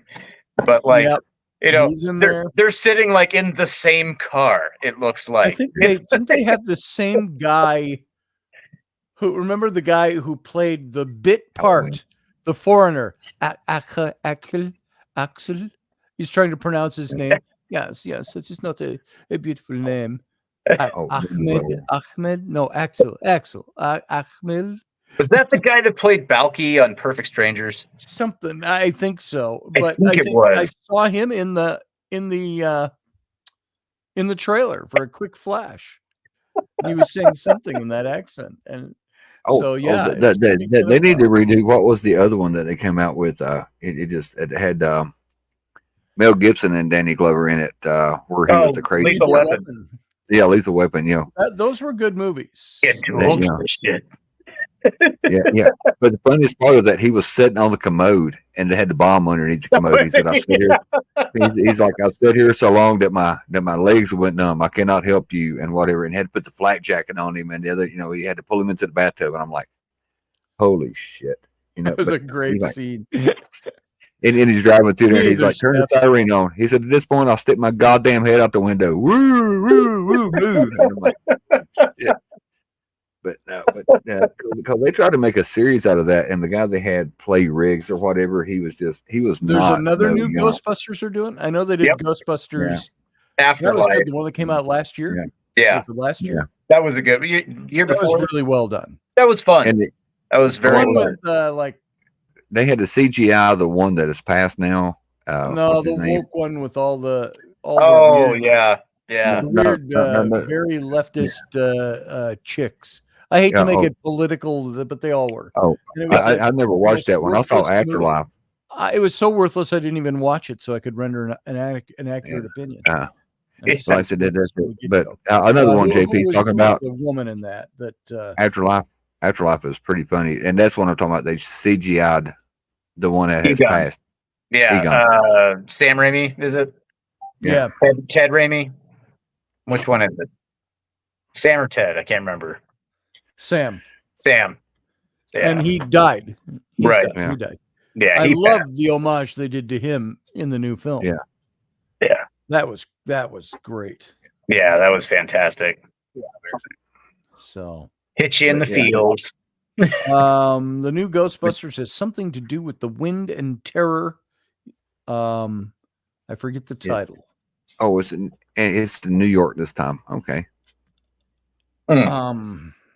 Remakes. They asked about remakes. Some of the remakes, I've watched both the Alamos. They're pretty good. Because I just saw that right there, and I'm like, but some of the remakes, Frozen I just Empire? can't get into it. Frozen Empire, Steph.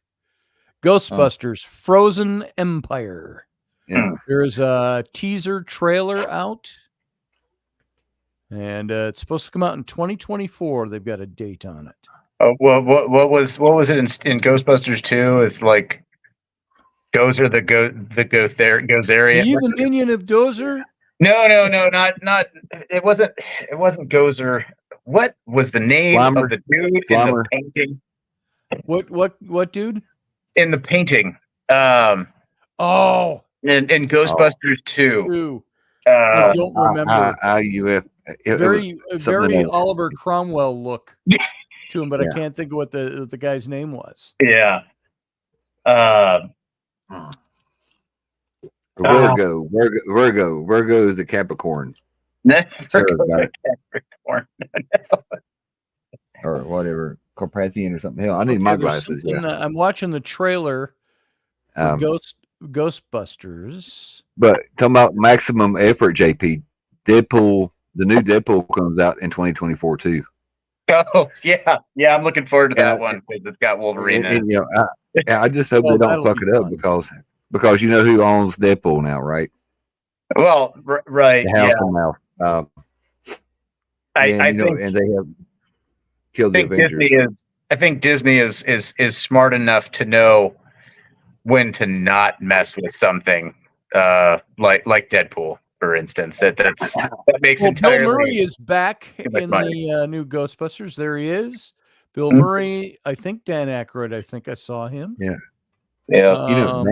I've seen him on a podcast that day. Dan Aykroyd's still doing very well for his age. I don't even know how old he is now, but he has to be getting well, both of them getting up there. And that's like Chevy Chase. So Chevy Chase is old as hell. He's old as hell now. Well, he wasn't in Ghostbusters, but no, I'm just talking about because y'all talking about going to be in the new Ghostbusters. I don't know. What was the guy that the black guy that because I seen him in a movie the other day that's called The Retirement Plan with I think it's on Hulu or one of them. You got Bill Murray is back in this Ghostbusters. Dan Aykroyd, William Atherton. He's the guy who played Walter Peck. The pencil neck guy with the red hair in the governor's office or the mayor's office in New York. Yep. Let's see. Paul Rudd is in this. I like Paul Rudd. Oh, Annie Potts. I'm looking for the old names here.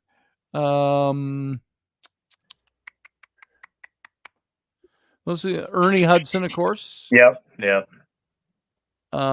So I'm seeing all the regulars except the one who died. Yeah. Sam Raimi. Yeah. But and then a bunch of other people I don't recognize. I was going to say, down here, there's a comment in the bottom that says, I disagree, JP. Disney has run out of ideals. Out of ideals? Ideas or ideas? Ideals. I don't know. Like I said, 2006 just posted that. Scotty, look it up. IF.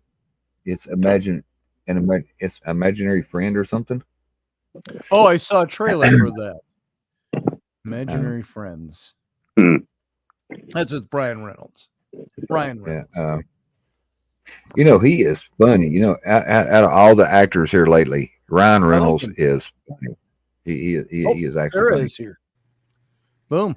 Sarah's here. Oh, yeah, there she is. Yep. Hi, Sarah. Hey, guys. Hello. Come in, step side of the fire. Shake the snow off.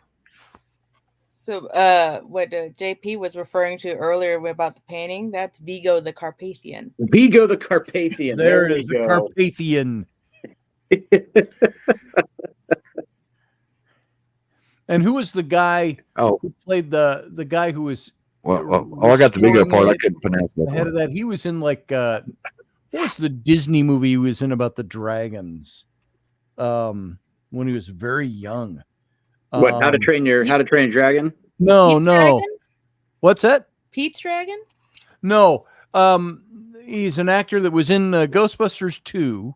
Mm-hmm. He was the guy that was kind of the head of the restoration project. Oh, the creepy one. He was on Ally McBeal. Yes, he was on Ally McBeal too. I think that's who was he? Peter There was a McNichol. movie about dragons, and he played a wizard. It was a Disney movie. It wasn't The Wizard's Apprentice. It was something where he had to slay the dragon, and it was a live action movie. Dragonheart? Well done, good Disney movie. Oh, Dragonheart wasn't Disney. No, Dragonheart was not a bad movie. I liked that one. Yeah, it was a good movie. No, I'm still trying to figure out the whole donkey and the dragon lover thing from Shrek. That's where Sean Connery played the dragon. He did. Yeah. He did indeed. Guys, what movie was he in? Look that up. Yeah, McNichol. He was Christy McNichol's brother, wasn't he? It's Peter. Remember Peter Christy McNichol. McNichols? Peter McNichols. Let's see here. Good Irish lad. Peter McNichols. I could only say it 3 times. What movie was he in? Oh, yeah. In the 80s, early 80s, a dragon movie of some kind. I think I found my alter ego stage name now. I like it. I think they were related. Peter McNichol. Let's see here. Let's see if I can get into his filmography. Peter McNichol, yes. Yeah. Can you guys hear me? Yes, we can. Yeah. I said it like Yes. 3 times. Oh, did you? What movie? Yeah. No, but I said Peter McNichol 3 times. Oh, Peter. Oh, sorry. Yeah. I heard you I stuff. probably heard you. Dragon Slayer. Or so. No, that's Yeah. it. Dragon Slayer. Dragon Slayer. Yeah. Dragon was Slayer. That was fun for its day. You know, movies running kind of fast. It's because they had the whole dragon thing for a while. Then it went to Oh God, he was in Something Sophie's else. Choice. He was. Ooh. Sophie's Choice was I've built never up to be this big, fantastic. I was bored to death with it. I liked Kevin Kline in that, though. Mm. That was the first time I saw Kevin Kline. I said, man, they ought to cast him to play Errol Flynn in a movie. If they ever do Hollywood does a biopic on Errol Flynn, by drama, whatever they call them. They actually did. I think it was a limited series. He played Errol Flynn, the older Errol Flynn, just a few years ago. Yeah. But they had somebody else. They cast a movie, My Wicked, Wicked Ways, based off the title of Errol Flynn's autobiography. And they cast some other guy that I thought didn't look like Flynn at all. Let's see. But speaking of classic movies, is Die Hard a Christmas movie? Yes, it He's is. talking about Die Hard. Yes. Well, they made it into a Christmas movie. It's become a Christmas tradition. No, it's a Christmas movie. Oh, okay. It is. Okay, Yeah. so look, the whole thing starts out. John Godfather is a McClane. family film too. John McClane is on a plane heading to LA for Christmas. Yeah. The There whole is. reason why he is Makes at the it Christmas. Nakatomi Tower is a Christmas Jack party. Palance. Jack Palance. Shit Yeah. bigger than you. His famous line to Billy Crystal. One thing. One. Yes. There is. Well, he did some commercials. They had him doing ads in the character that he portrays. He was very melodramatic. Like that. It's like starburst candy explodes in your mouth. It was something like that. It was an ad he did. And it was done like that. So God, I am there was a series about Errol Flynn, oh. and it was like, a drama, or not a drama, but a dramatization of everything. Like a mini series or a Yeah, it was a mini series, and now I am trying. series on Errol Flynn. Errol Flynn TV shows. The Errol Flynn Theater. No, that was 56 to 58. Yeah.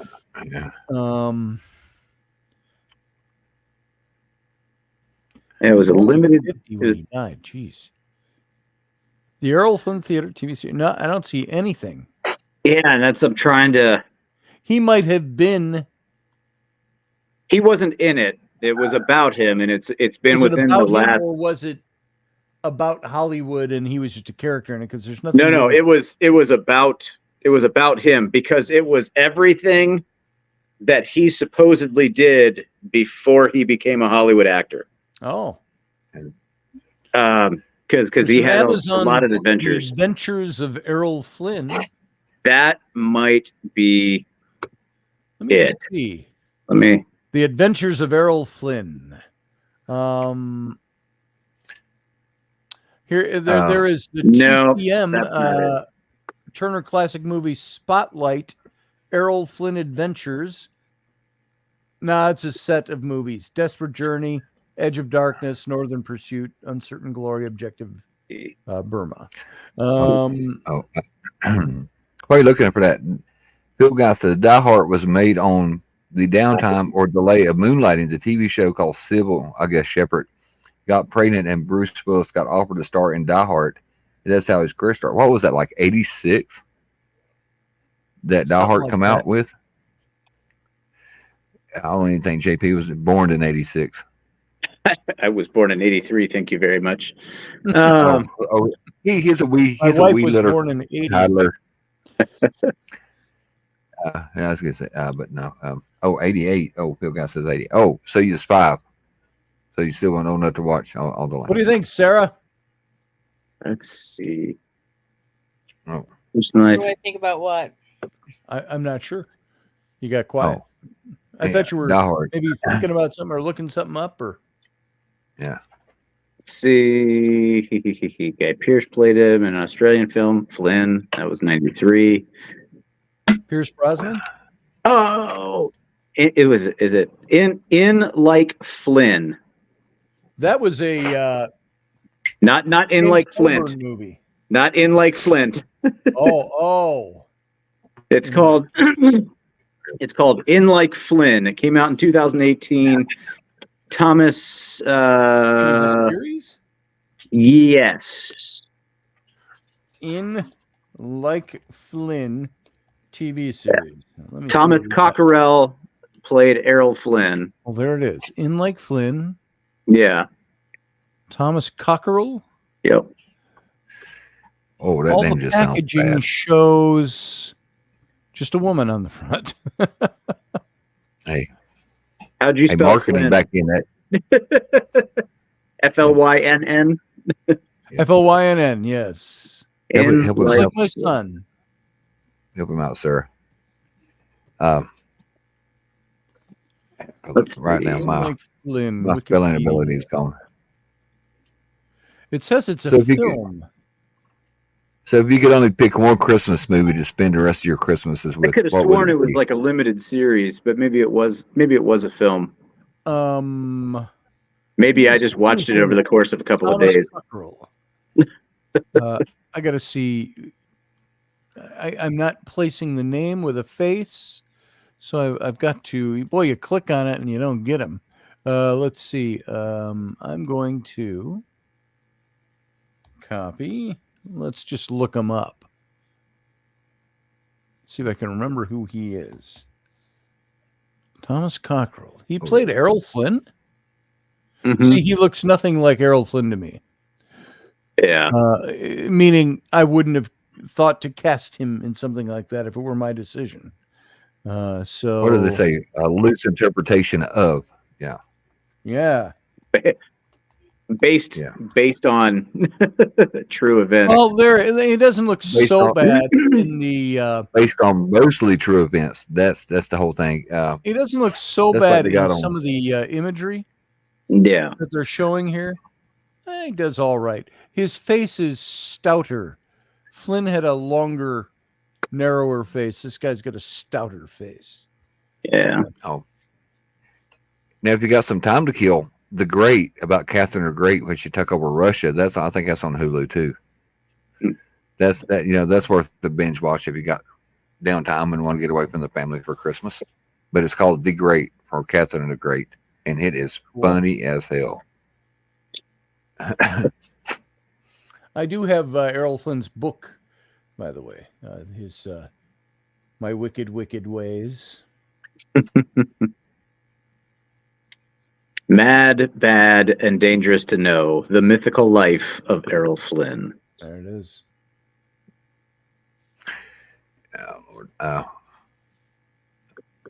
See, I'm he doesn't trying to look think what so else he bad. played in. There's like certain shots at certain angles where he's kind of got. Mhm. Well, then there was The Adventures of Errol Flynn. What was that one? Oh, it's In Like Flynn. The Adventures of Errol Flynn. Yeah. There's a movie poster that it has the Adventures of Errol Flynn, but that is not the name of the film. And underneath it, it says In Like Flynn. Must have been just a promotional image. Yeah. So it's a pretty cool poster, though. I got to tell you. I'm trying to figure out Helen Mirren. Helen Helen Mirren, hubba hubba, even at age 80. It says Catherine the Great. I'm trying to think. She might be in it, but I know it's a younger actor and a younger actress that plays like Peter the whatever. Peter's the great son, and then she comes in and she's basically a bald bride. Oh, And isn't she comes that in the at one the with end. my wife was watching that series of it's the young blonde actress. I'm trying to think of what she's Fanning. Is it Dakota Fanning? No, I might be wrong. I don't know. I simply don't know. But I'm trying. Now I need to look that up. But it's called The Great, and I'll tell you who plays in it. But like I said, I stumbled onto it, and it is so funny. It's like, yeah, it's like black comedy. It's dangerously funny, and so it's not for the little ones. no, it's definitely not for kids. No, it's not for the little ones. Oh, what is it? Okay. And recently watched. Okay, The Great. Oh, her name. Oh, Elle Fanning, Fanning. I thought Nicholas, Dakota Fanning, but no, Dakota's the older sister, I think. So it's her sister. How's that other Nicholas Holt or something other than there's? Is it L-E-L-L-E? Elle Fanning? Yeah. I'll pull it up here like this. I got to angle it so you can see her on here a little bit. Got to get it just right. But there she is. Can you see it? Oh, there it is. Okay. Yeah. Like I said, and but the other lady is really funny. Is that Phoebe or whatever her name is at Fox? But no, she was really. There you go. funny. There's the Adventures of Errol Flynn. In Lake Flynn. That's one of the posters. I was thinking they need to make another Aleister Crowley movie or something like that. If you want to talk about the misadventures of some. Oh yeah, he was interesting. Good old What was it? There were some great Aleister Crowley scenes in. It was the actor who played Robert the Bruce in Braveheart, which of course was 30 years ago, so he's aged since then. But he shaved his head. He played Aleister Crowley, but it was in that series about what the heck was his name? Jet Propulsion Laboratories, JPL. Yeah. What was the name of that series? Oh Lord. Rockets or something angels, something angel, yeah. Or Angel Spirit of Tread. Who's the guy that was the Sarah? Do you remember who was the guy that founded the Jet Propulsion Laboratories? I don't know. JP were his initials. Boeing? No. Oh, okay, JPL. I'm getting ready to look here. Anyway, JP. There was a series on a couple of years ago, and they delved into a few episodes into his contact Jack with Parson? Crowley. Was it Parson? Let's see. JPL found research by. Let's see. Oh, this says Theodore von Karman was the pioneer in rocket work from JPL.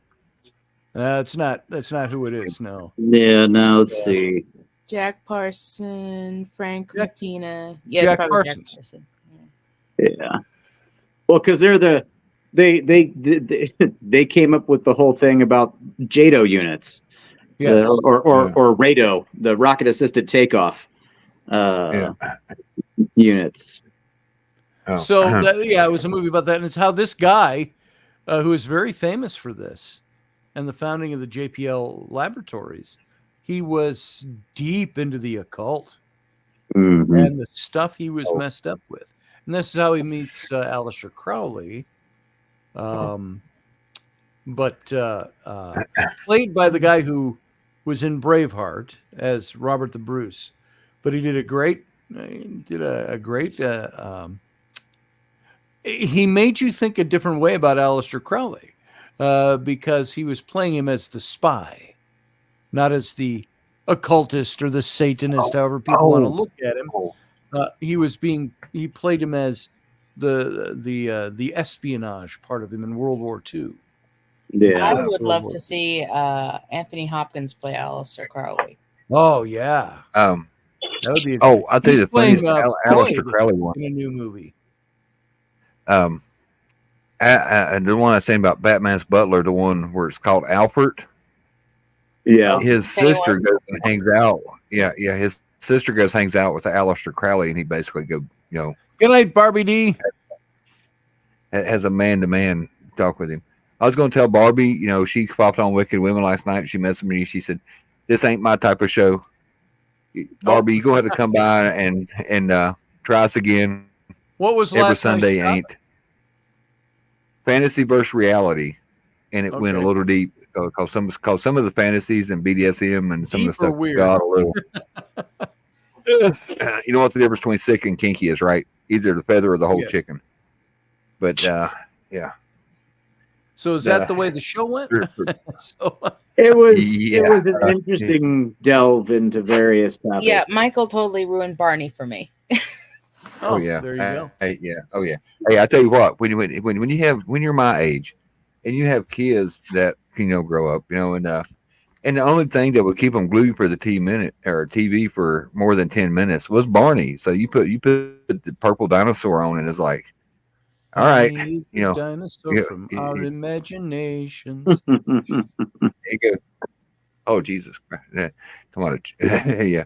I'm still triggered by that song. It's like, yep.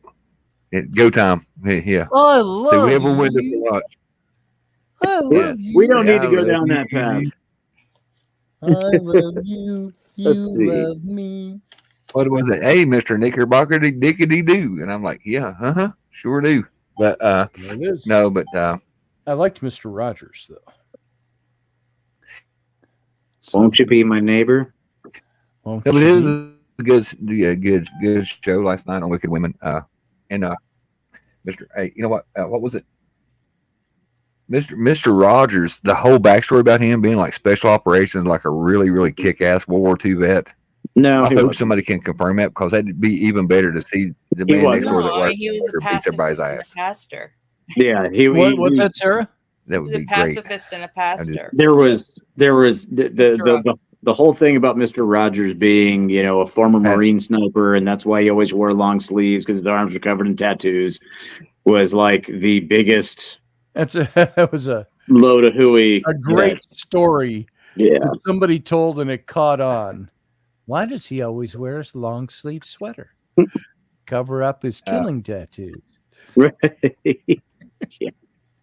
Jesus. But you know what? He was better than Captain Kangaroo, because Captain Kangaroo turned out to be a prick. Captain Kangaroo really turned out to be a prick. And what took him off the air was he made a comment, because back in the day you had a East Coast speed. But what took him off the air was he seen the light go off on the East Coast feed, and he didn't know that they were still broadcasting to the West Coast. Strange and he Angels looked in over the to Red one of Show. the guys and said, I really hate these little bastards. And it took him off the air.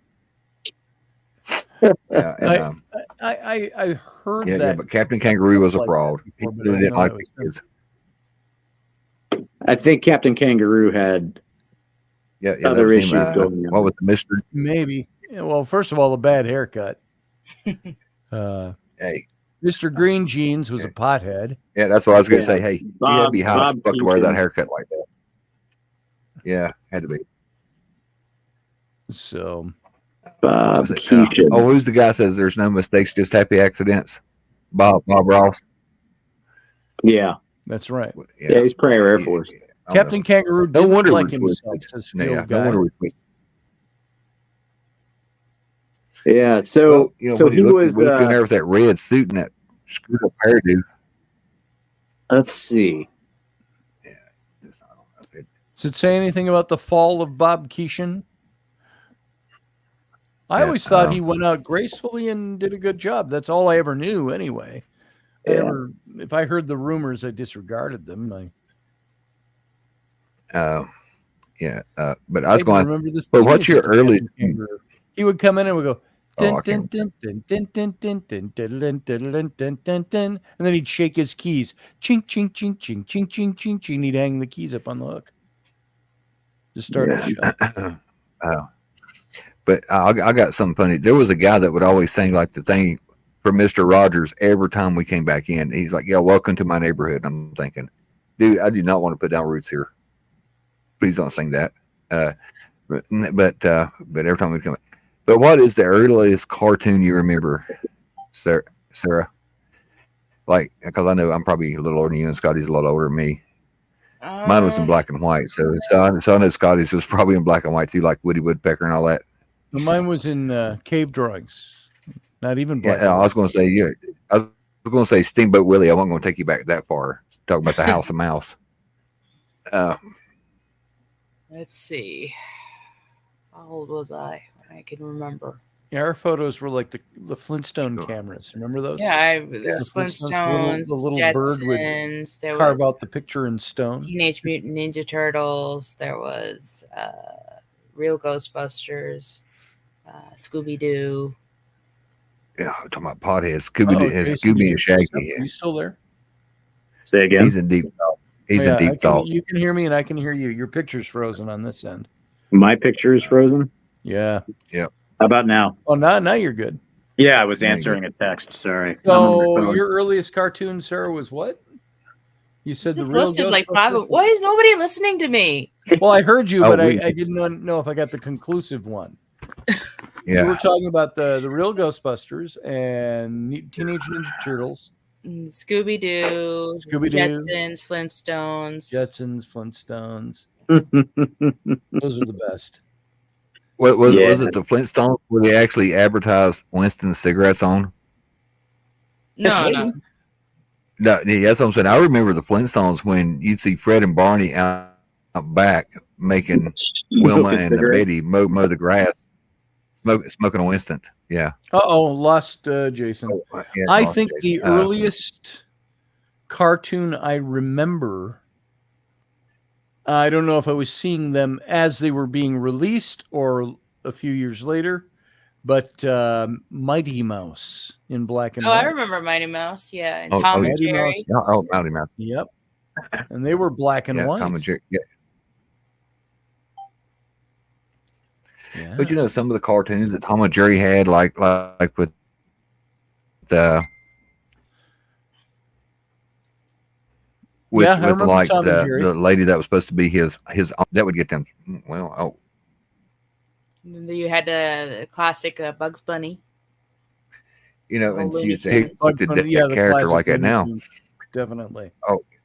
Yeah. Well, Speed Racer. Yeah. Jason, Speed Racer was many years later, but who was that? Yeah. I think what, Speed Racer was later. Star Blazers, I remember that one. what was the name of the car? Cause I just seen a redid the I know, car. Super Friends. Yeah. Friends. Here's the He link, said Jason. Yeah, Super Friends. Oops, that is not the link. Hold on.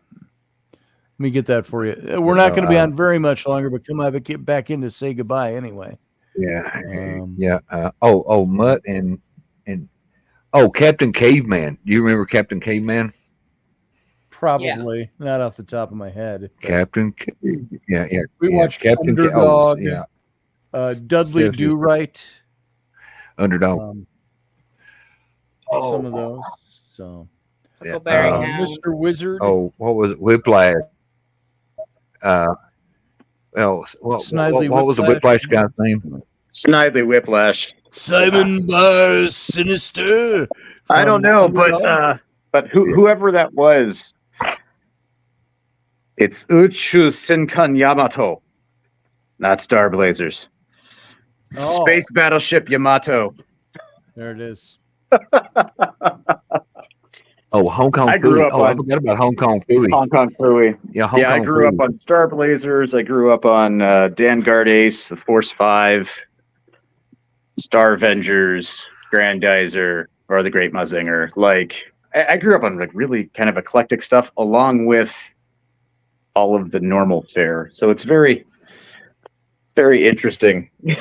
But even like the older cartoons, that I mean, even by even some of today's standards, they're far more adult than they are now. Oh yeah. Back then, like they didn't really pander to the audience all that much. Well, cartoons got goofier as you got closer to the 70s. And then Not surprising. yeah. Figures, huh? And then but the older ones, I remember the old Superman cartoons. We used to watch the old Superman series with George Reeves. Yeah. And then which was a series from the 50s. Oh, they had that. But then Dick Superman Tracy. Dick Tracy was there too. Tracy. I remember seeing the Dick Tracy cartoon, Superman, and they do the shorts like with the Three Stooges and the Little Rascals and all that. They show them in school when I was in elementary school. You know, we'd be put in the auditorium and did have like a little, it'd be like a 3-hour block. You know, teachers probably out smoking cigarettes or getting drunk, but let's just put them in there and put this up here on the big screen. You know? Oh, Heckle and Jekyll, yeah. Oh, yeah, Spy versus Spy. Woody Woodpecker was another one. Which Woody Woodpecker, when we watched cartoon, was that was late 60s, early 70s. They did that movie, which was a mix of live action and an animated Woody Woodpecker interacting with them, and that movie was horrid. It just a horrible attempt at trying to make a movie out of an old like they did Who Framed Roger Rabbit and Cool World, and then everybody decided they needed to do that. Yep. Hey, if anybody ever drew a hotter Jessica Rabbit, I'd like to see it. But the dark side to the Smurfs was she's talking about ruining cartoons. She was hot. I didn't know the whole dark side, but She would have just gone that way. the Smurfs come out of Germany. And the reason they're blue is because that goes back to all the lost souls of the kids who freeze to death in the snowbanks. And that's what makes Smurfs, because that's the reason they're grown under mushrooms. And when I figured that out, I thought, boy, that is very, very damn dark. What is this step? You said, well, if you saw one of the GIFs, you would have seen Disney was way ahead of its time with the mice and the beads scene from Cinderella. You're talking about the style of animation or the messaging of the animation? Or the... I think she's talking about beads and Cinderella with the beads being pulled from under the dress. Right. Oh, her necklace broke, and so they were they were stringing the beads onto, I think, a mouse's tail to collect them or something. So you went and twisted something that was perfectly good. Yeah, totally innocuous. Hey, that's what I'm here for. The message. She said, "I'll send it to you like that way." Oh yeah, but here, the only cartoon I thought could be like a bit pervy was the skunk that was always trying to steal a kiss. Now he's a little bit. Well, that was Pepe SD or whatever you want to call it. And he was just a Frenchman. He was. Remember when they tried to cancel him? He wasn't pervy. He was just a Frenchman. Oh, yeah. But they took Yosemite Sam's guns and all of this and I thought, no. And what really pissed me off during that whole thing is when they de-armed Elmer Fudd. Elmer never hurt nobody. Yeah. Oh, snap. Say again. Who? She sent me a picture. Oh my goodness. Oh, you're going to share that with the class. Hey, it's a Disney cartoon. It's going to get demonetized. That one. Won't share it on there. So. Oh, she said, hey, we all have Facebook Messenger. You can share. We like to be on the inside joke too. We can appreciate it. We're adults. It was just the suggestive nature of the picture. Yes. Well, I think one of the great things though is like when you start watching those movies, like the kids' cartoons and stuff like that were movies. You see that they would slip things in there that were funny. Like you watch it later and you're like, hold on, wait a minute. Wait a minute. Yeah. and it's like they threw something in for the parents having to sit through it that would just go sailing completely over the kids. And which they do Jesus now. Christ. I mean, there's a lot of kids animated movies that you watch. You go, wow, that's a kid's not going to understand why that's funny. Right. And And then we had Ren and Stimpy. Ren and Stimpy. I loved Ren and Stimpy. Rocco's Modern Life was a great one on Nick. I never saw that. Yeah. What was really funny is it's like there's all these things you go in there and you're like, the one I missed, what was his job? He worked for a call center, but if you look at like there's like a poster or something on his wall at the call center and it has the number for the company, and it was a 1-900 number. Nice. You know, for the younger people in the audience, if there are I have any. no idea what a 900 number is. Yeah, that's adult phone. I got it, Steph. conversations. Oh, if you're talking to me, so. Oh yeah. So, She said, "Did you get it?" Oh yeah, I got it. That is funny. Oh yeah, deep that as is we are into that this is lovely that is repartee, funny. I'm going to call it an end to the show tonight. It is 11:18. Yep. And 12:18 out east in the Eastern time zone. Oh, it's already tomorrow. And I'm in the future. It's time to go to bed. Yeah, almost. So I've got a couple of things. Well, you said that and then I yawned. Look at that, as if on cue. Yeah. Yeah. So all right. We will not be back tomorrow, but we do have Roberts and Robertson tomorrow at 4 p.m. Central, 5 p.m. Eastern, and of course 2 p.m. Pacific time. But that's the time of day we're doing it. So it's the afternoon. Yeah. And so come on in for that with Wendy Peterson and me. 10 p.m. UK time. What's that? I said 10 p.m. UK time. Yes, 10 p.m. UK time. There's 6 hours ahead of us out there. Yeah. Do you know what the subject will be tomorrow? Wendy and I talked about it last week, but no, it's not in my head. So we're going to have to, she and I will talk in the morning and do a figure it out when you put the picture up, right? What? I said, we'll figure it out when you put the picture up. We'll figure out the subject. The show topic? Yeah. You know, I don't even have to list the topic. I can just say, hey, it's Wendy and me tomorrow at 4. Yeah. Robertson, be there. We'll have a great topic. B squared. Bridging the pond. Yeah. Bridging the pond. You forget that whole part because that's the whole thing at the bottom. Bridging the pond. Crossing the pond. Crossing the pond. We had Bridging the Pond in our initial show entry. So yeah. All right, guys.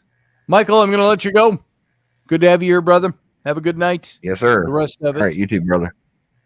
Sarah, glad you came on. All right, thanks. Good to have you. I did hear everything you said. Uh-huh. So, I believe that. My mind was just in other places. So, and I had to remind myself what you said. So, there. So, Sarah, good night. Now that you're gone. I was going to say it before you left. Pew. Pew. 8 feet.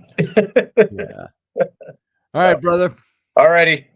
I'm going to get out of here, so I will let you go. You have a good night. You too. Probably tomorrow.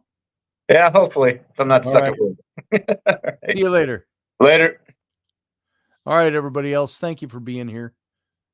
Thanks for being part of it. We'll see you next time, Wednesday at 9 p.m. Central, 10 p.m. Eastern. And, of course, tomorrow for Robertson. And so to all of you, from all of me, have a good night. Have a Merry Christmas. It's Merry Christmas week is coming up here. And, we're in it. So 1 week left. So you have a good night. See you tomorrow. Live long and prosper.